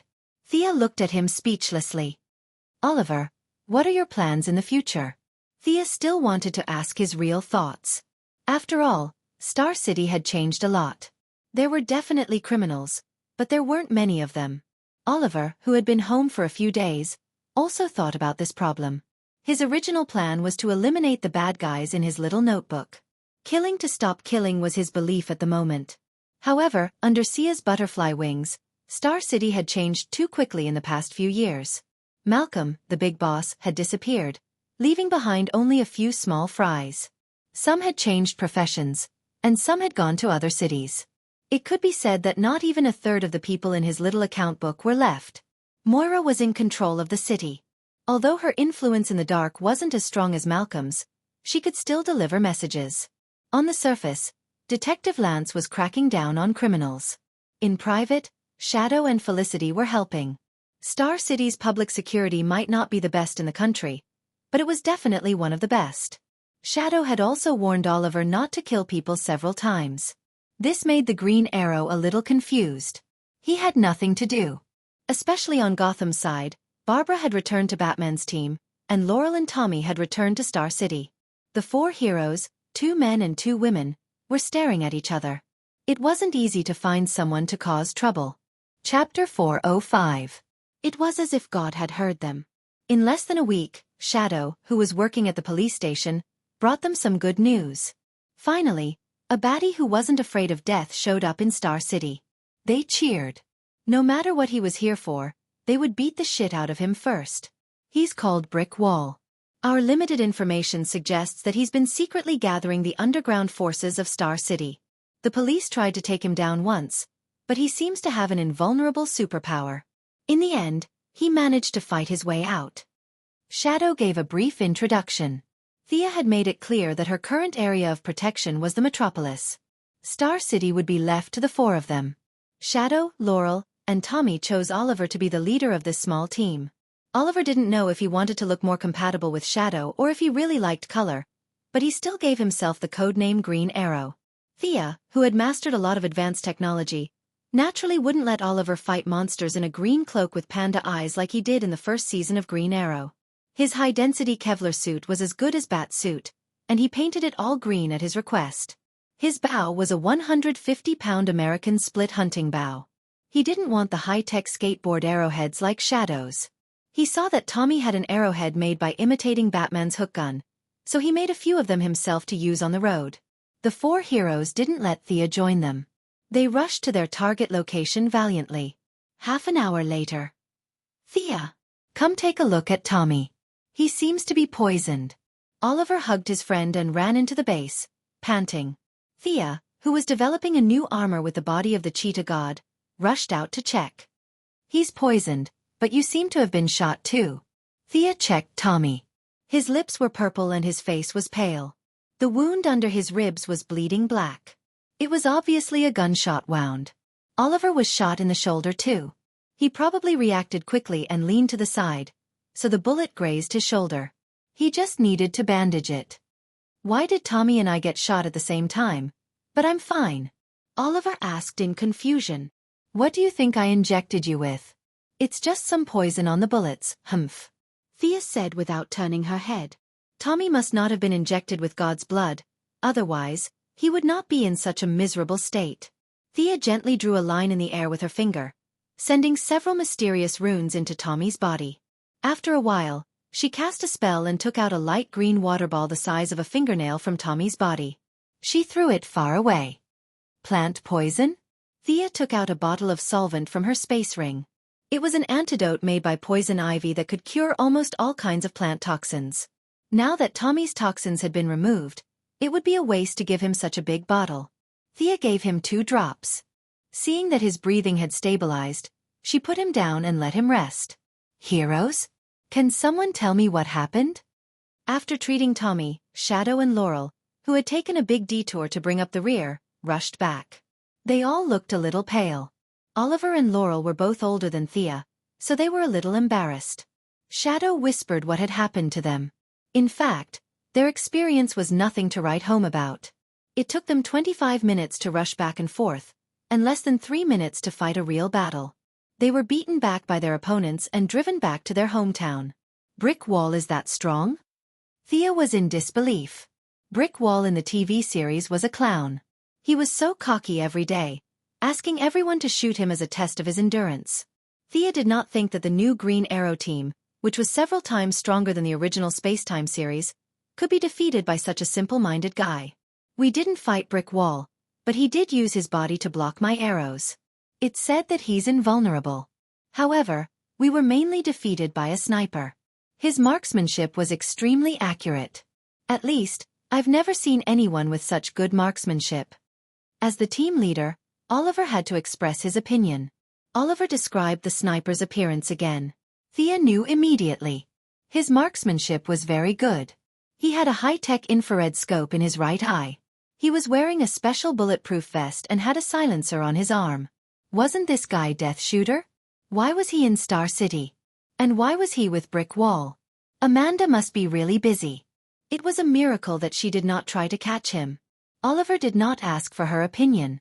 He continued, I know the woman who made the deal with Brick Wall. Her code name is White Porcelain, but people who know her call her Canaway. She is the leader of the Triad. Sia's brain spun several times before she remembered who this person was.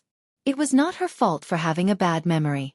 This person was really a minor character, and he was the kind of person who did not commit any major crimes but had committed a lot of minor crimes. She turned on the city's surveillance and pulled up the video of their battle. Looking at the white-haired Asian woman, Thea pursed her lips. Her skills looked mediocre. However, Brick Wall, White Porcelain, and Death Shooter's team composition was very reasonable. Brick Wall took the damage from the front, White Porcelain with 2 short knives in her hands, and Death Shooter, who was a powerful long-range attacker. Compared to their team composition, Green Arrow's team was much weaker. 3 of them were archers, and there was also Laurel, who was just a bystander. It was not a loss for them to be defeated by the opponent.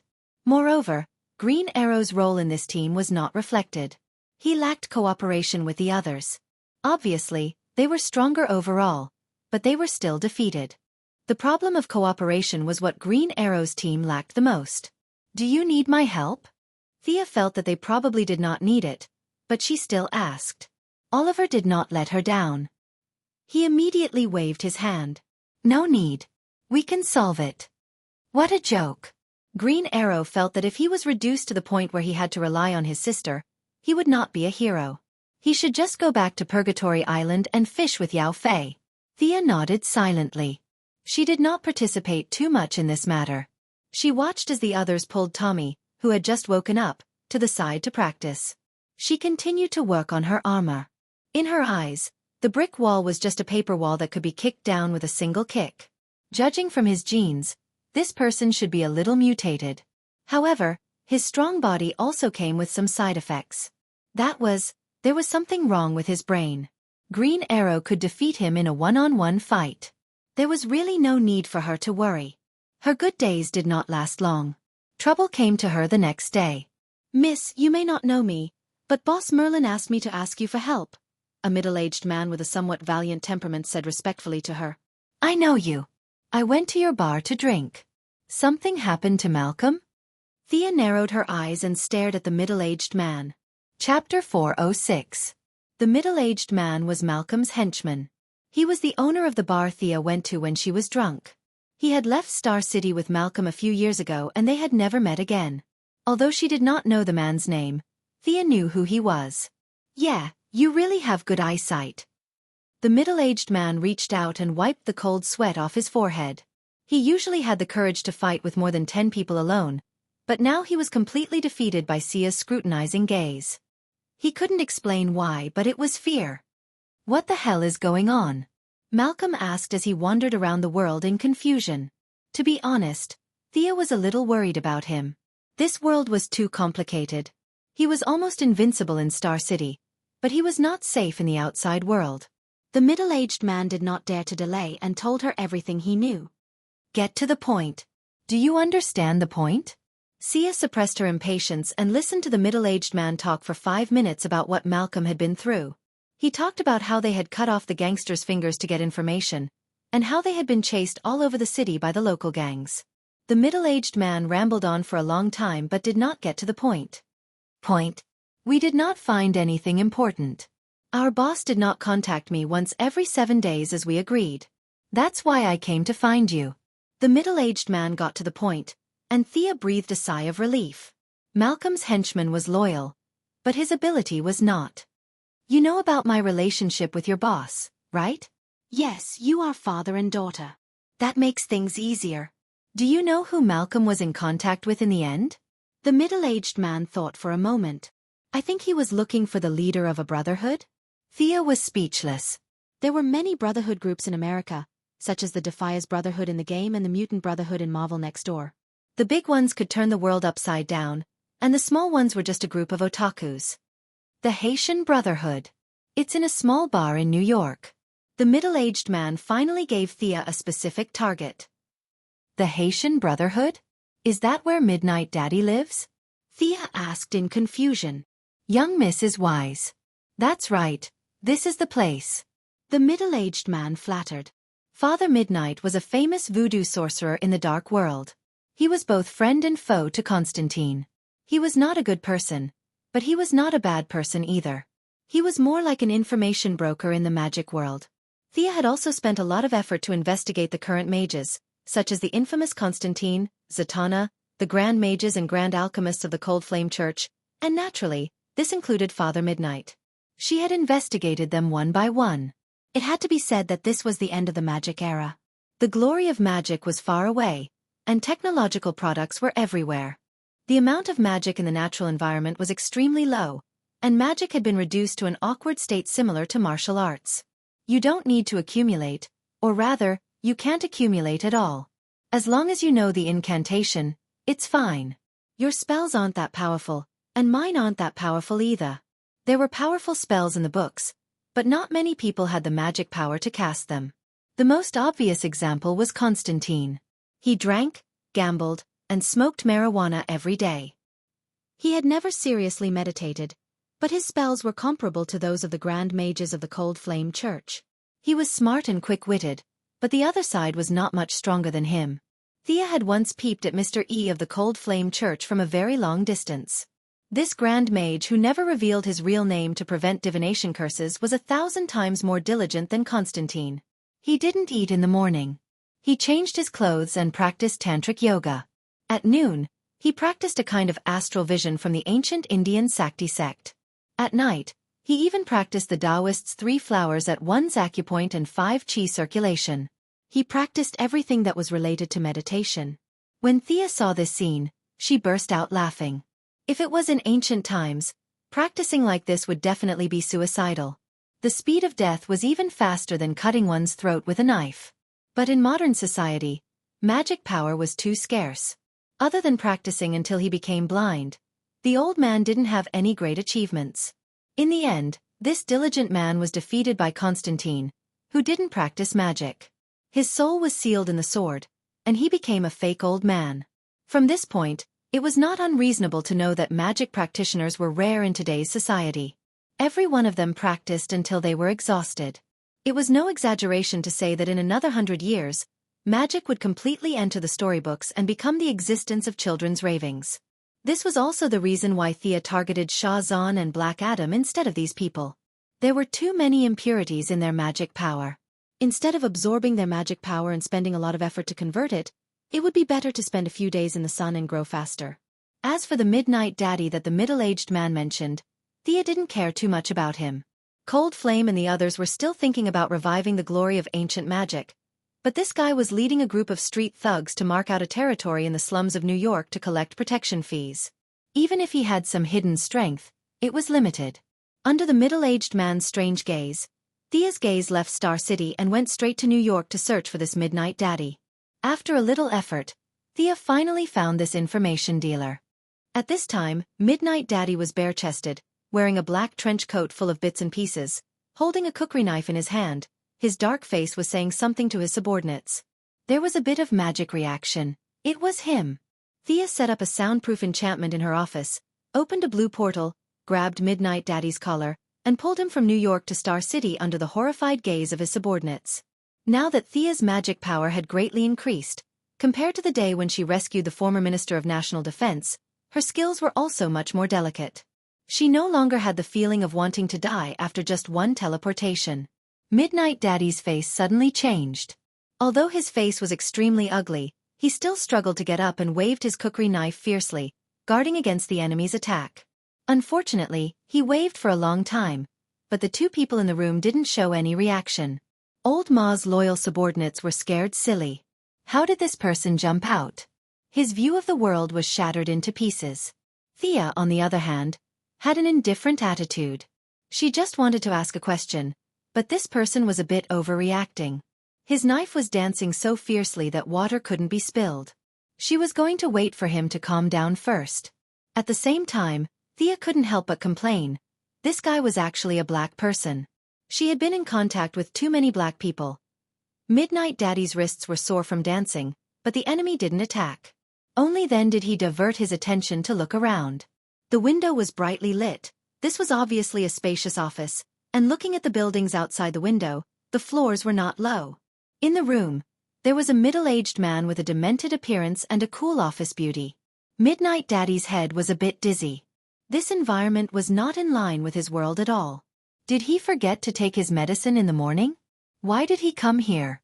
Chapter 407. When Midnight's father calmed down, he quickly found the problem. This woman was too calm.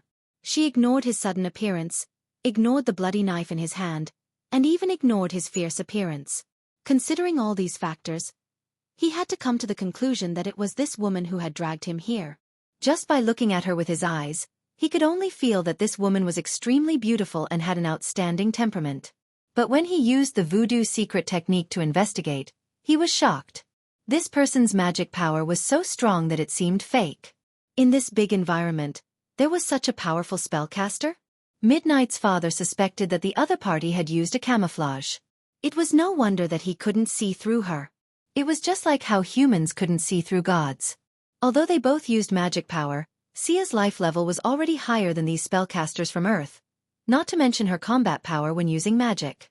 The transformation of divine power made her not leak a trace of magic power, and these spellcasters had mortal bodies. From the energy reaction, they were all like moving torches. Thin skin and big fillings, one shot to take them down. Today, Constantine despised this person who picked up the ring and mocked that person who took the cloak. In fact, he was envious in his heart. Otherwise, he wouldn't have taken Shazan's magic power. Who are you? Tell me the truth. Midnight's father felt uncomfortable when Thea looked at him as if he cherished animals. He took out a small piece of dried human jawbone from his jacket pocket and made a sound like some kind of reptile scream, trying to influence Thea's will. Thea scornfully sneered. She brainwashed this and hinted at that every day. She didn't expect that one day, someone would come to brainwash her. Look into my eyes, you demon bastard of God knows how many generations. This guy had some demon blood in him, but it was very thin. Thea didn't want to talk nonsense with him. She asked directly and threw him back. The Eye of Horus didn't add energy, but it was a complete emotional impact. The pale yellow eyes directly met Midnight's nervous eyes. The voodoo immediately lost its effect. Even a mixed demon could not withstand the strong emotional impact. No one was immune to fear. A large number of scenes that only appeared in nightmares surged into his heart. Father Midnight's willpower was quickly disintegrating. Just as Thea was about to ask, the trembling Midnight Papa took out a small charcoal figurine from his shirt. It was a simple action, but it took him half a minute to complete. Thea could have stopped him, but in order to see the magic of voodoo, she did not take any further action. Midnight wanted to crush the statue, but his entire body was trembling like a sieve. His hands had no strength at all. The veins on his forehead were bulging, and his white teeth were clenched so tightly that they made cracking sounds. His two hands gripped the statue tightly, and he had to use all his strength to break the statue. A light green breeze that mortals couldn't see swirled around his body. Sweating profusely, he finally escaped from the nightmare. However, due to the intense physical exhaustion, he couldn't stand up for a while. Good move. Thea's eyes lit up a little. The other party didn't eliminate it, nor did he resist it. Instead, it seemed like he had transferred his emotional energy away. Thinking of the many ways that voodoo and shamans had in common, Thea's mental impact was most likely transferred to places like the ancestral mausoleum. Others were deceiving their fathers, but this guy was deceiving his ancestors. Why are you looking for me? Midnight Papa was completely honest, especially after he used his trump card. He found that Thea was sitting on the high chair calmly. Her white jade-like fingers were still twirling the pen. She didn't take him seriously at all. If it was any other time, he would have already called for his underlings to draw their swords and kill him. But now, he couldn't see through Thea's depth. He wasn't a brave and fearless person. He had already decided that no matter what, he would bow his head and admit defeat. I'd like to ask you something. Have you seen a man named Malcolm Merlin in the past few days? Thea's attitude was very good. It could even be said that she was calm, just like how she expressed sympathy for the disaster victims in the metropolis. But this attitude made Midnight Papa almost vomit blood. He thought that she had a big grudge. He was prepared to bow his head and apologize, but it turned out that she just wanted to ask for information, teleportation and mental impact, just for this small matter? I have a phone in the bar. Can't you call and ask? He was unhappy, but he didn't dare to say it out loud. He had been wandering between black and white for many years. He was already past the age of hot-bloodedness. He thought for a while. I don't think I took over. I need to go back and ask my men. Thea was very easy to talk to. Okay, I'll give you half an hour to help me ask. Thank you. His words were polite, but his actions were not polite at all. Sia opened another portal behind him and pushed Midnight, who was covered in sweat, back into the portal. What the hell? Midnight Papa only felt that countless fragments of space flashed in front of his eyes. After a tenth of a second, he bid farewell to the white and spacious office and returned to his dark basement. The only difference was that he was sitting on a chair. Now, he was leaning against the wall. Papa, you? The hooligan who reported to him before didn't leave. He stared blankly at the invincible voodoo king in his heart. He disappeared with a whoosh and appeared again with a whoosh. Could it be that the boss had finally mastered his divine ability? His underling was dumbfounded. Midnight Papa was also stunned. After a while, he realized that he was back. He wanted to cry but had no tears. He felt that this basement that was full of the smell of blood and the howling of ghosts from time to time was really familiar. Fortunately, he himself was a magician. He didn't think that the previous scene was a dream. After thinking about it, he remembered that he had heard of Malcolm Merlin, but he had never seen him before. He woke his underlings up with two big mouths and asked them to immediately ask around. Whether this person had been here before, what he had said, the time, the place, the person's purpose, everything was clear. Midnight Papa worked in intelligence and had an excellent memory. He finally summarized the information of his underlings and thought back and forth about the benefits that today's matter could bring him. He sat alone in the basement and waited. When the agreed half-hour was up, the dark blue energy door stood in front of him. Thea didn't violently pull him in this time, but made an inviting gesture. Midnight Papa took a deep breath and walked in calmly. When he returned to the office, the middle-aged man from before had already gone to rest. Only Thea sat there alone. The savior of the metropolis, Dr. Quinn? You're not as weak as the newspapers reported. You've deceived everyone. You're the most powerful spellcaster I've ever seen. Midnight Papa was in the intelligence business. Thea now appeared in newspapers and magazines every day. There were not many people who didn't know her. It was just that Midnight Papa didn't associate the two of them before. They were not on the same level at all. What president? This was too far from his world. Chapter 408. The series of attacks had stunned him. Not to mention Thea, even if the president was standing in front of him, he might not be able to recognize her. But half an hour later, he calmed down. The truth was a little scary, but Thea was indeed someone he often saw in the newspapers and on TV. He flipped through a few newspapers. Smart and determined, calm in the face of danger, calm and collected, but there was not a single word about her being a supernatural. Father Midnight was so angry that he burned the newspapers in his hands. They were all liars. Those who appeared in the newspapers were liars, and those who wrote the newspapers were also liars.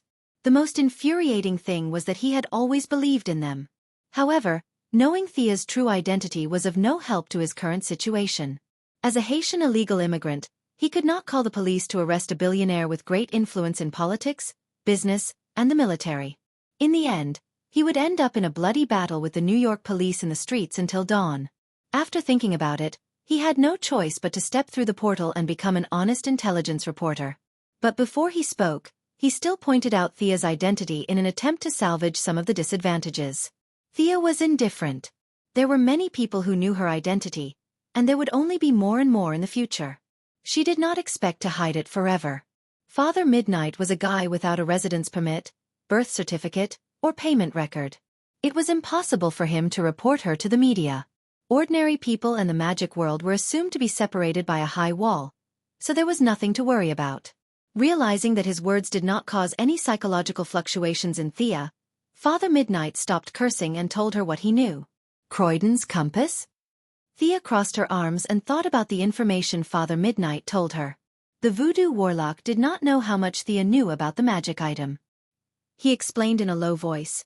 The compass was made by an old bastard called Angus Croydon in the 1930s. He was a scumbag who died in the sewers. But it was said that his compass could find all magic items in the world. The most important thing was that ordinary people could use it. Old Midnight told Thea everything he knew. Thea felt that this item was a bit exaggerated. If it was really as heaven-defying as it was described, it was not something that an old magician who had died on the street could have made. You mean to say that Malcolm Merlin was looking for this compass at that time? Then he went missing? Yes, my information only showed that the compass was in Norway. After the deal was completed, he left New York. Even though Midnight's father wanted to be firm, he didn't have enough confidence. In the end, he was still a little humble. This old ma just couldn't stay idle. Back then, Thea tricked him into searching for his roots and ancestors, just to avoid a conflict between him and Green Arrow. She didn't expect that the old man had such a talent for detective. Relying on a mess of clues, he forcibly took a step from the world of ordinary people to the world of magic. Unsurprisingly, he was trapped in a small area. Thea did not feel the loss of her bloodline, and with Malcolm's resourcefulness and agility, she should not be in any danger for the time being. However, it would be hard to say if things went on like this. The local tyrant of Europe's magic world was the Cold Flame Church. It was a small sect that the four great wizards had founded together decades ago. However, the doctrine had become increasingly distorted and had become somewhat of a cult. The four founders were Mr. E, whom Thea had once spied on from a distance and practiced 18 kinds of meditation techniques a day until he went blind. Zatanna Zatara's father, the great wizard Giovanni Zatara, was said to be the direct descendants of Da Vinci. However, the old man had been dead for many years, and Zatanna was traveling the world to perform magic shows. As for the remaining two, one was the great wizard Sargon, and the other was the master alchemist Tanarak. These few were not like Midnight's father, who was a veteran of magic for decades. Thea could spy on them from a distance, but it was a bit impossible for her to open a portal and drag them out like she had caught Midnight. Voodoo was strangely stronger than magic, but defense had always been their weakness. Midnight's father was tortured by Thea. It was not that he was weak, but that Thea was strong. After all, magic was a systematic subject. Attacking arrays and defensive barriers were all necessary knowledge. It would be even more difficult to capture someone in their lair, which was heavily guarded and covered with countless defensive barriers, than to attack them by force. Thea opened a portal for Midnight's father. She did not say anything, but her meaning was very clear. It was none of his business, so he could go and rest. Who knew that Midnight thought for a few seconds on the spot. May I ask, where are you going to find people next? Switzerland, the headquarters of the Cold Flame Vatican, Thea said indifferently, as if she was not going to the cult's nest, but to the neighbor's house.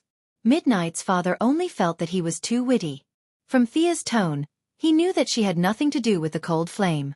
Moreover, seeing her domineering questioning him, the possibility of the two sides fighting was as high as 90%. Can I go with you? You still don't know, right? The current doctrine of the Cold Flame is to eradicate all magic users and collect all magic equipment. Thea looked at Midnight's father from top to bottom. This information dealer's magic was very abundant, only slightly inferior to Mr. E and the others. According to Thea's own comparison, his magic level was slightly inferior to her before she absorbed the talisman of Isis. Although he had practiced for many years, if converted to the ancient times where magic was abundant, it was the level of an ordinary mage who meditated for 10 years. The only drawback was that there were too many impurities in his magic. Every time he used his magic, it would cause a burden on his body. After a long time, it was not rare to directly die while practicing. This was reflected in his lack of stamina in battle. He had to rest after using 2 big moves. If he did not rest, the magic in his body would cause him to faint from the pain. Midnight's father was a little anxious as he waited for a reply.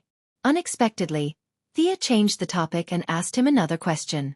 Are you willing to be my subordinate? Your body is full of hidden dangers. I can help you, and I can even help you improve further. Thea felt that this guy was a magic user. Together with Death Knell, it would not be too difficult for the two of them to control the Dark World's intelligence network. It was similar to how she dealt with Death Knell. She threw out a fake yellow ring and Midnight's father subconsciously caught it. 2 days later, I will lead a team to Switzerland. You can consider it. Wear the ring and you can talk. Of course, if you refuse, the ring will fly back to me. Thea finished speaking and threw him into the teleportation door with a magician's hand. 2 days? Sitting alone in the basement, Midnight's father quietly looked at the ring in his hand. Needless to say, this ring was not easy to wear. There were too many ways to control others in witchcraft. If he put himself in someone else's shoes, he felt that the price would not be small. The desire for power and the importance of his life made him hesitate. Should he choose to ignore Thea and continue to live, or should he take a gamble? Midnight's father did not make up his mind until dawn. Chapter 409. Thea sent the guest away and immediately summoned Death Knell and Poison Ivy. She asked them to take 300 mercenaries to Switzerland, where the headquarters of the Cold Flame Church was located deep in the Alps. Contact with the Sky Eye Society was becoming more frequent. All kinds of black technology equipment were secretly taken out in the name of the committee. That's right. Thea was cautious and prepared for both sides. The other side was reasonable and would answer all her questions. The probability of this happening was very small. The rest was to beat the other side into submission. If the other side had any resentment, she would directly kill them. A group of cultists, no matter how she looked at it, would not help the future of the Earth at all. If the other side lacked magic and attack power, she would directly crush them. If the magic was strange and secretive, she would use black technology to force them. When it was close to the end of the day, the assistant reported to her, "A Mr. Barry Allen wants to see you." Thea did not know that Oliver had told Barry a lot about her. She just felt surprised that he would come to see her for no reason. Let him in. 3 minutes later, Barry Allen, who was a bit familiar with Thea, greeted her. She had to admit that this man was really charming. It was not his appearance that was charming, but his temperament was very outstanding. Thea had seen a lot of superheroes, and Barry's temperament was like a big boy with sunshine. Different from the sunshine Superman, Superman had a kind of radiant temperament. According to Luther's words, Superman was like God walking on Earth. You would not think that he would eat, sleep, chat, or do other mundane things. You could only feel his tolerance of all things. Barry was much more amiable than Superman. The two of them chatted casually for a while, and their relationship was greatly improved. I heard from Ollie that you are in charge of the alien project. Is it true? Are there really aliens in the world? Barry felt that they were almost done chatting and finally got to his topic. Thea was a little surprised. She did not expect that he was thinking about aliens. What if he was hot-blooded and drove an alien spaceship to the universe to find the murderer of his mother? Would she still want this timeline? She had to dispel his idea. Thea did not want to face hundreds of lightning bolts in the cracks of time. Thea turned her office computer 180 degrees. These are the 7 alien races that have landed on Earth. I can't tell you where they are. Their body composition, blood concentration, living habits, we've done a rough calculation. I can show it to you. Barry Allen took over the laptop. He didn't even bother to express his gratitude as he looked at it carefully. Although he wasn't as good as Batman and Luthor, he had a lot of knowledge, and it didn't look like he was struggling with the data. The more he looked, the more he frowned. Barry felt that these aliens were too weak. Judging from the data, some of the aliens were not even as strong as the humans on Earth. This was too different from what he had imagined before coming here, where they could fly and burrow into the ground. Dr. Quinn, do you think there might be an alien that has transcended the constraints of the body and moved around like lightning? Thea waved her hand casually. You and my brother are friends. Just call me Thea. As for your question, I can only say that it's impossible. The body is the foundation. No matter how small a creature is, even if it's a microorganism, it has a form. We live in a material world. This is the conclusion drawn by countless generations of human scientists. Please don't blaspheme it. Looking at Thea's serious face, Barry, who was also a scientific researcher, was in awe. This was the real demeanor of a scholar. For a moment, he felt that he was a bit stubborn. In fact, Thea secretly criticized herself. As a magic user, she pretended to be a scientist and talked about the great power of modern science. She was also helpless. The power of speed itself was against the rules of physics. Not to mention herself, even Newton couldn't explain it clearly. As for the lightning you mentioned, it's even against the laws of physics. As fast as lightning, it's just an adjective. It's too fast. Air friction alone can't solve the problem. So the situation you said is not caused by aliens. You have to be confident. Aliens are not stronger than us. Now, if the aliens on Earth don't have our help, none of them will survive. Don't believe the nonsense in those movies. Subconsciously, you automatically put the aliens in a very strong place. This is not right. In order to dispel Barry Allen's idea, Thea belittled the aliens. In her words, the hundreds of thousands of aliens were no different from Syrian refugees.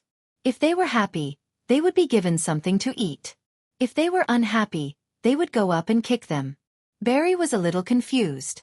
Were aliens so bad? Although he was kind, his identity as an Earthling still made him proud. When he heard Thea's speech advocating the invincibility of Earthlings, he didn't feel any disgust. Feeling that the doubts in his heart had been solved, he directly said goodbye and left. After pretending to be a believer of the Church of Science for half a day and fooling Barry Allen, Thea began to busy herself with other things. She didn't know how many days the trip to Europe would take. The affairs of the committee could be handled at any time. The heroes here in Star City still needed her to make some preparations. Each of them was given a portable energy defense ring. When it was activated, it could withstand the attack of an M4A1 magazine or 3 rifle grenades. Tommy returned from being poisoned and learned his lesson. Although he didn't know where the god's blood and gene optimization fluid came from, he still started to inject them. She was afraid that they would be seriously injured and she wouldn't be able to treat them in time. She also prepared a healing arrow for each of them. The arrow barrel contained a large amount of nutrients and a small amount of adrenaline. Even if they were poisoned or seriously injured, no matter what, they would still be able to run back on their own. 2 days later, Thea activated the advanced invisibility spell on Merlin's sword and went to Switzerland alone to meet up with Death Knell and the others.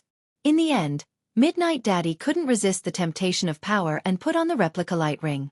The emotional energy helped him to clear the excess magic impurities in his body. It seemed that the total amount of magic was reduced by 1/3. In fact, The magic application was more flexible and varied.